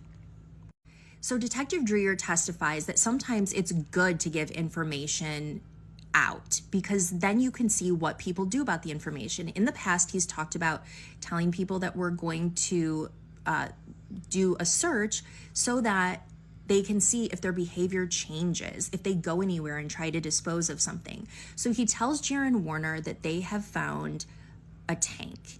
And the next day, there's a recorded phone call between Dale and Jaron. Dale calls Jaron, and Jaron tells him about the tank. Talked about the search warrant, and Jaron referenced Tank 34. Dale asked, "Great, is that the one we painted up and put new decals on?" Jaron said he had no idea, and they both basically called this a waste of time. At one point, Jaron said it's the definition of insanity. So on cross-examination, they focused a lot on these numerous consent searches with Dale, and that he spoke to police many times, oftentimes without a lawyer, over 30 phone conversations, allowed multi-day searches. There was property damage that was even done during the searches. They asked whether the paint, tape, tarp purchases were dated. If they knew when those were purchased, they said no. Whether those are common on farms, the answer was yes. There was no blood found in the house, despite cutting into the couch. No. Luminol was used. That is the thing that turns blue when there's blood. There's no confirmed DNA evidence linking the tank interior. The JCB front loader was not inspected because there was the inspector that they had on the scene the day they did the experiment backing it up to the house said the conditions are not right. This cannot be tested, and plus it was so long after the fact, and it had clearly been used many times, Dreyer said. The handwriting analysis was not formally conducted. Instead, a witness identified that the handwriting on the tag, which was connected to the tank, was similar to Dale Warner's. They also questioned why the welding theory took 2 full years to develop. He admitted that they were convinced she was underground and that they exhausted above ground options before going to other possibilities. Then they talk about some major issues, inconsistencies with Dale and what he's been telling them for years. So Dreyer testified that some of those inconsistencies included whether Dale left the house that morning, whether Dee was sleeping on the couch when he left, what item he had returned home to retrieve, because at one point he said that he went in the house to retrieve an item, but it appears that he made conflicting statements about what it was that he was going to get. So kind of like the minutia. Sometimes when I've talked to investigators, they say that overall people can remember like the large themes of stories, but they get caught up in the minutia. So an example of that would be, did you go to the house to get your wallet? Was it to feed the dogs? This or that? He had a few different answers, according to Dreyer. Also the sleeping arrangements. If you'll recall that it was mentioned that they had slept on the floor. Then it was also mentioned that he had gone to bed and left her on the couch. And then at one point he had said, like, we sleep every night on the floor. When he realized money was missing, that was an inconsistency according to Dreyer. Early statements that she would return, versus later he kind of abandoned that idea. And later introducing this narrative that she wanted to get out of the businesses so that she can spend more time with the grandkids. And then they talked about some motion activated cameras showing Dale moving around the property multiple times between 6:58 a.m. in the early afternoon on April 25th. The jury had a lot of questions, including about life insurance policies. It was answered that she did have one, not the amount. Blood testing, we already went over that. Handwriting on the tank. He said it did determine to be Dale's, but remember, he did not send it through an actual analysis because he said you would need multiple samples of the person writing the same thing. And at this point, they didn't feel that they could force Dale to write anything because he knew it would be sent for analysis. The black box data on the Hummer they asked about, they were unable to retrieve any information that was helpful on that. Whether the duct tape and tarp found on Dee was black, the answer was yes. And whether the body cam removal is common. So they're going back to Greca removing his body cam, and that seems to keep coming up. And Drewier, had an explanation for that. He says, anytime I'm interviewing someone or talking to someone, I try to keep that on, but he didn't go in on it and say like, this is outright terrible or wrong or anything like that. So overall, we're talking about the evolution of the investigative theories, how long it took to come up with these theories, the discovery of Dee's body and everything that brought, the absence of certain forensic evidence that the defense is going to say to the jury, probably in closing arguments, that it's very important that he cooperated with all of these consent searches and these kind of investigative decisions that happened over a period of time. So the prosecution did not rest today. I'm told that's because there needs to be something done with marking down the evidence. That's not a good legal term. And then the defense, Mary told another reporter and myself this afternoon that Greg Hardy will be called, Dale's ex-wife will be called, and Todd Nayrink, who is one of the employees that Dee was arguing with. So after they both rest, which will be tomorrow, I'm told the court is saying that Wednesday we will have off. So I will go back to WTOL in Toledo and I will do some stuff for all of our news programming on Wednesday. Thursday, we'll be back. That will be closing arguments. So Wednesday is a day for everybody to prepare their closing arguments. Thursday, we have closing arguments, and then the jury could get that case on Thursday. Don't forget the judge has to read them jury instructions for deliberations. That could take a while, maybe an hour or so. So they may get the case Thursday, maybe Friday morning if these closing arguments are really long, but we expect some deliberating to be going on by Thursday or Friday. I did have a word with a couple of Dee's family members today, and they said they don't expect to hear any sort of verdict before Friday. I think that's smart because, these jurors have to get in there and just get things off their chest. They've been listening to this for weeks and weeks. They have to compare notes. Did you notice this? I didn't think that was a big deal. What did you think about this? And then they have to see where they are. And they may want to take another look at that evidence, hold it in their hands, take it all in, look over phone records or some of that surveillance video. Then they need to decide, okay, how many of us think guilty, not guilty? From there, it could be a conversation of, okay, is it murder 1 or is it murder 2? And then, of course, we've got the tampering charge as well. So a lot of people like to think it's going to be quick, and sometimes it is, but sometimes it also just depends on the jury. And this is a jury that has been very locked in. They've taken lots of notes. They've asked a ton of questions. If anyone knows how many questions we're at by this point, let me know. It may be like 100. And I expect that they may ask more questions than we normally see during a deliberation when questions are kind of left to your own devices unless it's something major. We've seen questions about certain legal aspects that sometimes can't get answered. I'm talking in other trials.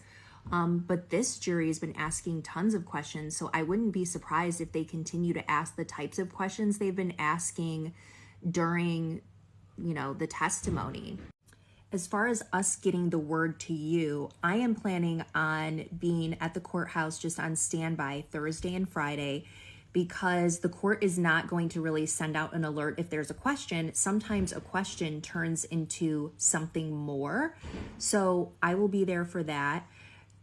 When the verdict comes in, we're going to get a 30-minute notice. None of us live or work within 30 minutes of Adrian, so there's going to be several of us who are going to be also standing by at the courthouse or very close by for the verdict.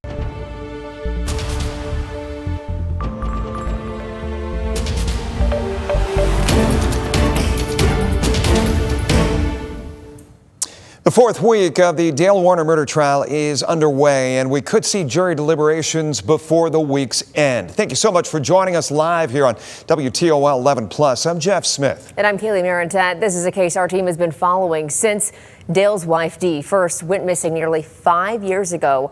Tonight on WTOL 11+, we're showing you the must-see moments from inside the Lenawee County courtroom as the trial nears the finish line. Yeah, and today the second lead detective took the stand for the entirety of the day. Our Melissa Andrews has been in court for every minute of this trial so far. She is following the latest tonight.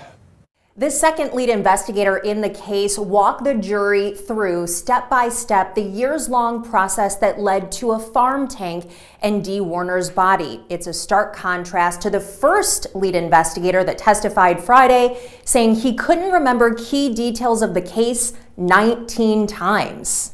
Detective Daniel Drewier testified that investigators seized more than 100 phones and tablets during the case, including multiple devices belonging to Dale Warner, but never recovered Dee Warner's original phone. He told jurors Warner purchased a new phone after her disappearance and imported her iCloud data onto it. The detective said early efforts focused heavily on the possibility that Dee had left on her own. Investigators obtained search warrants for airline records, credit cards, pharmacy records, and OnStar data. They confirmed a rumored affair that ended months earlier and verified the other man was in Florida when she disappeared.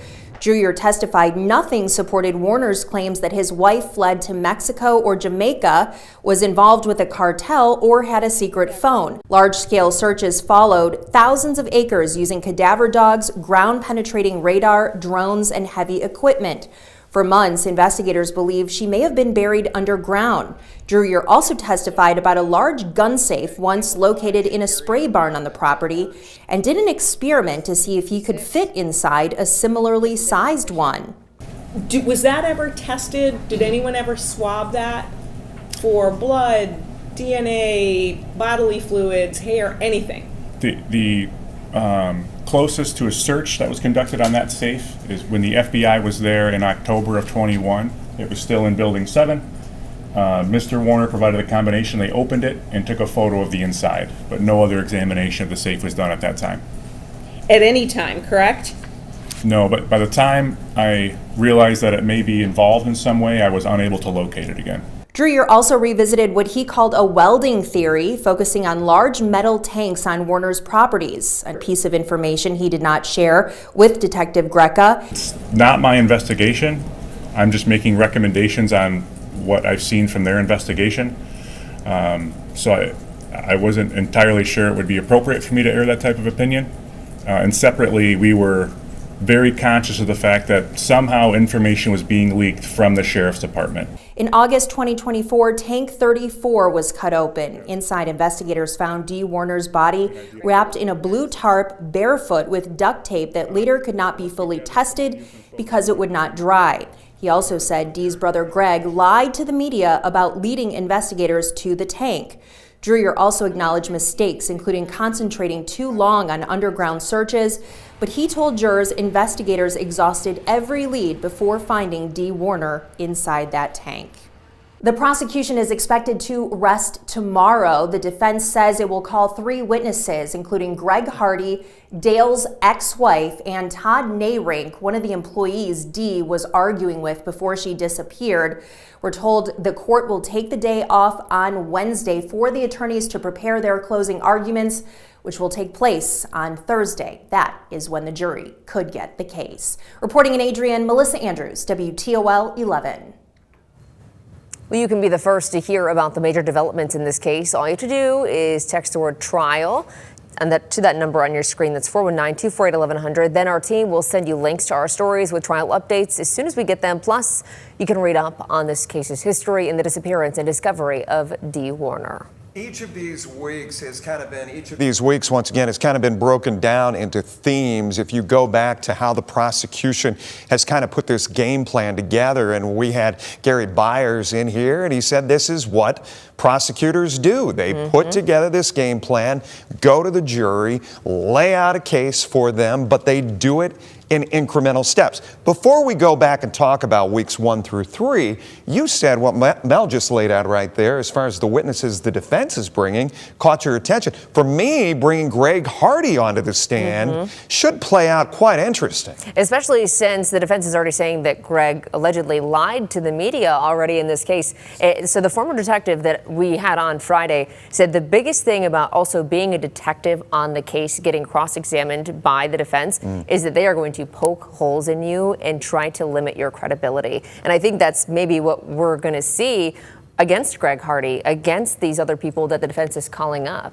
Week 4 is all about, according to the themes, is all about reasonable doubt and trying to create this uncertainty among the jurors. And that's all they need, is just that, well, it could be that way. It could have happened that way. If you go back to week 1, setting the foundation, introducing the timeline, talking about the marriage, the relationship, what family members recognized, what neighbors recognized. Week 2, the digital trail, the contradictions that were out there about where she was, when she was, cell phone pings. OnStar, bringing in those specialists to talk about the car data. And then week 3, more forensics, physical evidence. Melissa said that the investigator, you talked about it from last week, who came, he was AWOL for the longest time. They bring him in, he testifies, but she said 19 different times. He said he didn't remember stuff? I think it's interesting, too, that it happened to be this detective, again, who was arrested for failing to abide, or he was subpoenaed to come testify, and he failed to show in court. I think it's interesting that it happened with that detective, but something that I asked the former detective, Jim Trout, that came out on Friday was, how do you, as a detective, recall details from 5 years ago? He said, we're human. We do. He goes, I forget things that happened last year, let alone 5 years ago. That he said, I don't recall 19 times. But is it again a coincidence that this is the detective who, like you said, was kind of AWOL? Yeah. Hey, I was away for a few days with some friends, and we were talking about this case specifically. We're not jurors, so we could. Yeah. But one of the things that was brought up, and we go back to the first couple of days of it, is when the prosecutors were talking about specifically when the investigators were first on the farm property and Dale was moving around them. What was he doing at that time? What was he moving? What was he working on? And just that suspicion that they were trying to build in the jury. But once again, this entire week is about creating that doubt for the jurors. It'll definitely be interesting how this week tends to fold out, and it could be the last week. Absolutely. As you heard, Melissa said, Wednesday, we are taking a break. Those 3 defense witnesses take the stand tomorrow. Wednesday is not a planned day in court. Thursday could be the day that we get to the next step of this. Again, here's a look at what's next. Court picks back up tomorrow. The prosecution is expected to rest its case. Then, like Jeff said, the defense will call Greg Hardy, Julie Bach, Dale's ex-wife, and Todd Niernick, one of the employees she was arguing with. We expect all testimony to be done tomorrow, and the jury deliberations could begin as soon as Thursday. That could be it. Yeah. We could have a verdict Thursday. Yeah, we could go to the jury and then figure out how long it's going to take them to come up with some type of solution. A lot of times you don't know how the jury's going to react. They could want to get this over quick, or they want to do their homework and could potentially take it into the weekend, into a 5th week as we stand here in week 4. You can watch the entire trial live right here every day on WTOL 11+. The court is in session, as we said, tomorrow.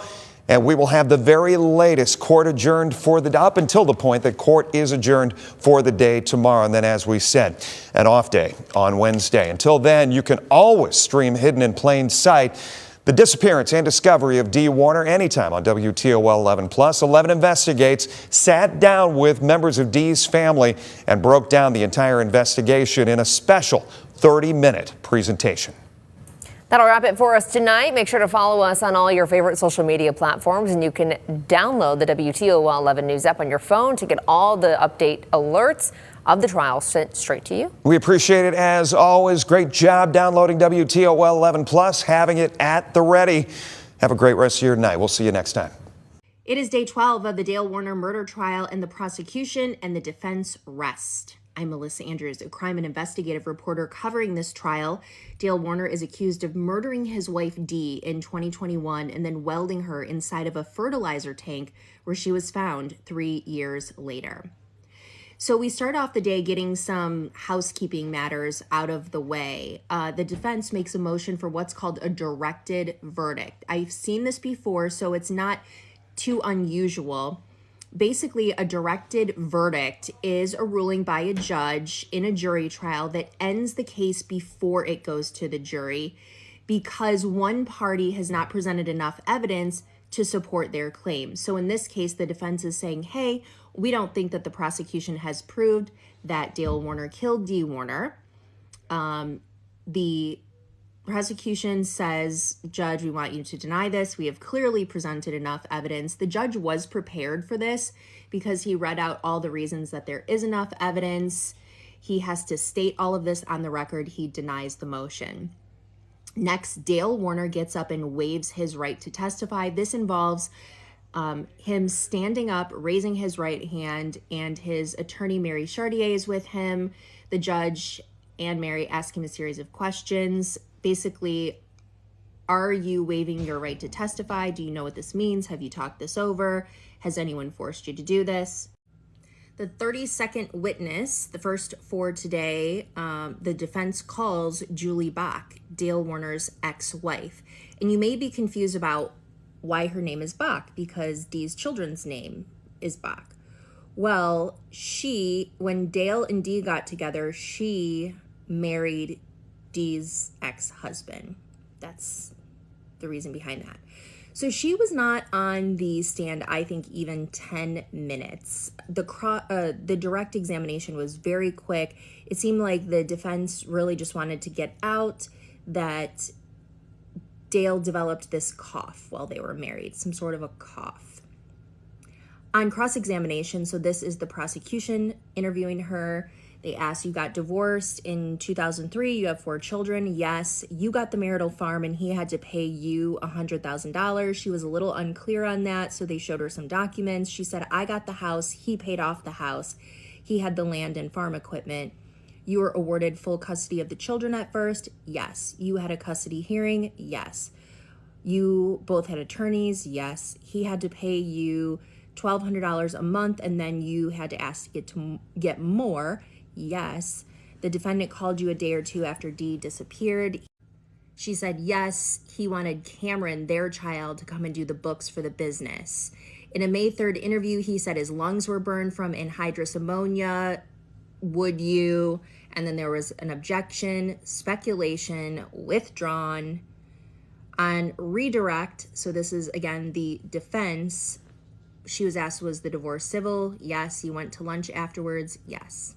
33rd witness, the second for today, is Todd Nayrink. He worked for DDW Investments, so he managed the trucking company in 2006 is when he started. He managed the drivers, grew the customer base, dealt with customers on a day-to-day basis. He said he was closer to Dee than Dale. So he says that he talks to Dee every day, and he last saw her on Friday, the 23rd at 3:30 in the office. He said she was agitated and wearing sweatpants, a loose-fitting top, and she wasn't made up like she normally was. You know that Dee Warner does not go out without her hair, makeup, and dress to the nines. We've heard that the entire trial, so this was unusual to him. So at 3:25 a.m. on 4/25, so this is just before Dee Warner is found to be missing by Raquel. So about 5 hours prior to that, he went to the farm to pick up a truck loaded to go to Indiana. He was gone at about 10 minutes, but he did notice that the kitchen light was on above the sink, the TV on in the living room and bedroom. He said that was normal. The previous Sunday, he did the exact same thing. On 4/25, he got back around 3:30 in the afternoon, and he went into the office where Raquel, Zach, and Parker Hardy were all in the office looking through these cameras. So while he was gone to Indiana is when everything hits the fan and people notice that Dee is not around. So Greg called him in half an hour prior. He went over to his side of the office to get a couple of things in order for Monday and left. He went over to the spray barn, and Dale, he said, was in the spray barn loading the sprayer, and he came out and talked to Todd. He said he did not see him welding that day. He was asked, have you seen him weld anything? And he said, things that broke, but not often. So on cross-examination, again, this is the prosecution. You came to the farm. Stephanie Vocal was there. Dee liked to spend money on hair, jewelry, nails, and clothing. Yes, he said. She was always dressed up and ready to take on the world. Well, you got there at 3:25 and left at what time? About 3:40. Do you remember saying that you drove by the north side of the house to observe it? He said, no, I saw the light on in the kitchen and TVs were on. He was asked, were there any vehicles parked on the north side of the house? Remember, people had said that the JCB had been parked over there and the Hummer had been moved. He said the Hummer and Dale's pickup were there. He was asked, you didn't see the sprayer parked between building 1 and 2? He said, no, I think that the sprayer was in the spray barn. We had a couple of jury questions. In the last 2 years, before 4/25/21, how many times have you seen Dale weld? He said, I didn't see him do any welding prior to that, but I also wasn't at the farm that much. So the 34th witness of today, of the trial, third today, was Greg Hardy. And he is called by the defense. This is Dee Warner's brother. He said that he's 19 years older than Dee, and the defense wanted to get out of him, you really wanted details on this investigation. And he said, I wanted to find my sister. And then they go around and around and around because Greg, it's a yes or no question is what they want. They don't want him to say why he wanted details of the investigation, just that he wanted details. So finally we get to the answer is yes. You offered a $50,000 reward for Dee's remains, and you had an eerie feeling while loading fertilizer on the Warner property. Did you tell the media that? He said, not true. You were allowed to come to the property and get tanks and fertilizer there? Yes. You told police you knew where anhydrous tanks were located, including those not on the Munger property? Yes. You told Michigan State Police there was a particular tank you wanted them to search on your sister's property? He said, not true. They showed him a clip. It was a news clip, I believe 48 Hours, the show that was out there. He says, that's my voice. He says it was a tank. You told police you know how to cut a tank open? Yes, he says. You've indicated that you believe there's a potential liability for you if the prosecution doesn't obtain a conviction for Dale Warner. He said, I spent 5 years looking for my sister. Mary asked the question again. And then he says, Mr. Warner was an evil person. So the judge tells the jury they need to disregard that. It's asked again. He says no. Now he's shown a text message and she's saying, you indicated you did have liability. He said, that's what the text says. And she said, you wrote it? And he said, I did. On cross-examination, so this is the prosecution now interviewing Greg Hardy. They talk about the rusty tank 8 photo in the spray barn, and they say, is that the tank you wanted them to check? And he said, yes. You saw that tank in the barn after your sister went missing. And he said, I did. And then they start talking about how he never lived in the home with Dee together. He was in college when she was born. And then he gets very emotional because they start talking about how he took on a fatherly role with Dee. He was asked, did you have a good relationship with Dale? And he said, yes, but that fell apart a month or two after Dee disappeared. So he's asked about what he's doing on 425. He said he went to a couple of barns on his property.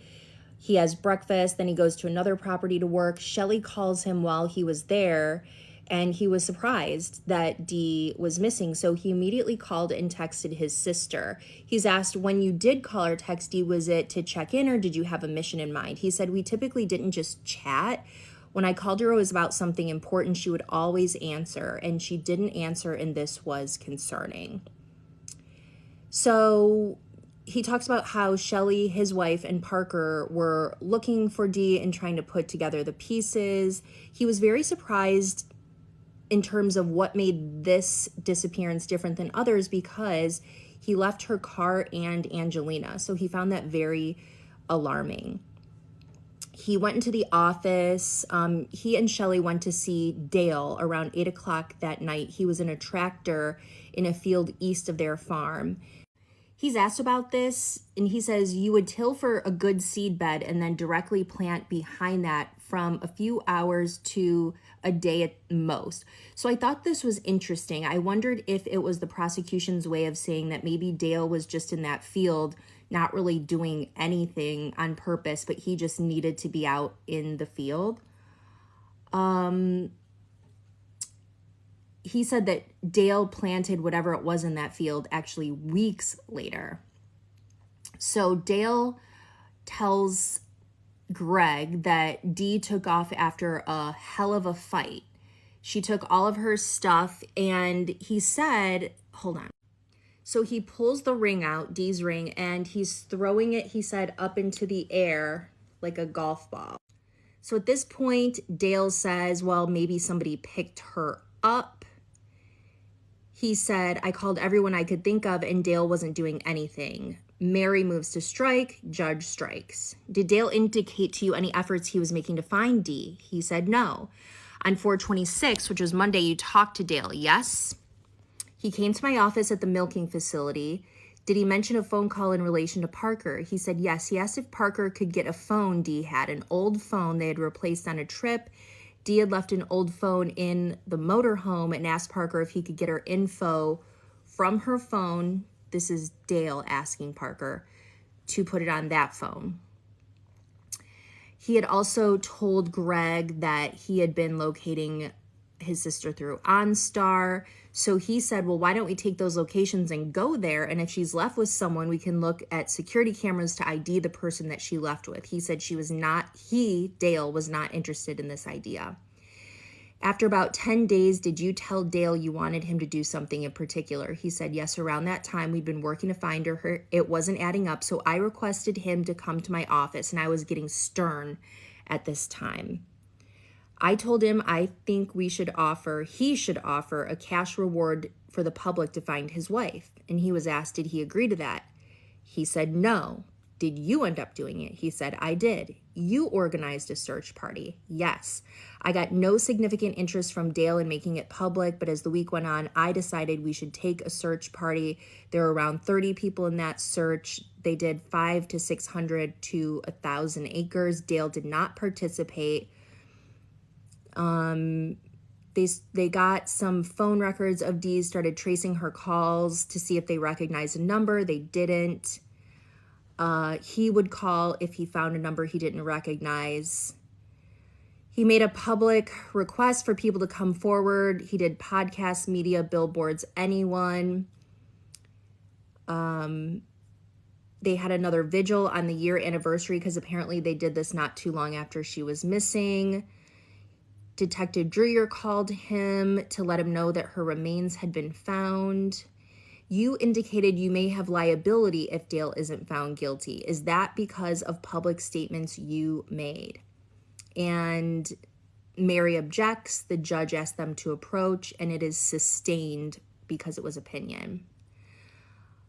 On redirect, he's asked, do you remember Mr. Warner was with Angelina during the search? And he says, I don't know where he was. So they were saying the reason Dale wasn't at these searches was because he was with his young daughter who was 9 or 10 at the time. So the jury asked 5 questions. They all agree that 4 will be asked. First one, have you ever noticed bipolar tendencies from Dee, and is she bipolar? He said no. She would love me and hate me at the same time, but no. Have you ever witnessed Dee abusing prescription pills? Absolutely not. Were you aware she would leave for days at a time? If so, what alarmed you this time? Well, as we've heard before, she would not leave without Lena. Apparently, she went to stay at his house at one point and would bring the kids, but the kids are now grown, so it's been a while. And then he slips out, she would always share the frustration and the toxicity of the marriage. Objection, hearsay. Judge sustains and strikes the toxicity part and the frustration part. He's asked again, at what point did your relationship with Dale start going bad? He said, gradually over a 2-month period. I spent endless hours trying to, objection, exceeds the scope of the question. So they're allowed to, the attorneys are allowed to follow up also with these jury questions. So Mary says, you said she would come to your home with her children, but this has been a long time, several years. You said Dee would love you and hate you at the same time. He says she had a very dynamic personality, very outgoing, very loving, but if she disagreed with me, she would let me know. And then he gets emotional again. If she were mad at me, she would probably hug me tomorrow. So then the prosecution follows up. You were aware she would go to the lake house and stay. He said, I was told that. Was she ever out of contact when she left? He said, there was never a time my sister wouldn't take my call. Gets emotional again. So the defense rests at 10:45. And the question that was not answered by the jury, do you know of any enemies your sister had? I really like these jury questions. I'm not used to it. This is the first trial I've ever seen happen, but it really gives you an insight into what they may be thinking. Do you know of any enemies your sister had? So the judge dismisses the jury for the day, tells them you'll be back at 9 o'clock on Thursday morning. We will have closing arguments for you, and they will get jury instructions. So I think the jury could get the case on Thursday for sure, because if we start at 9 and each side presents their closing arguments, the jury instructions could take, 45 minutes to an hour. I think they'll get it on Thursday. So when we left, we hung around for a little bit just to see if they were going to go back on the record today. They went and did their thing in the back. They were going over some jury instructions, and they're going to come in early on Thursday, Mary told us, to just mark some evidence into the record, I guess, and put some dates on the evidence. So they're going to do that early before they do those closing arguments on Thursday.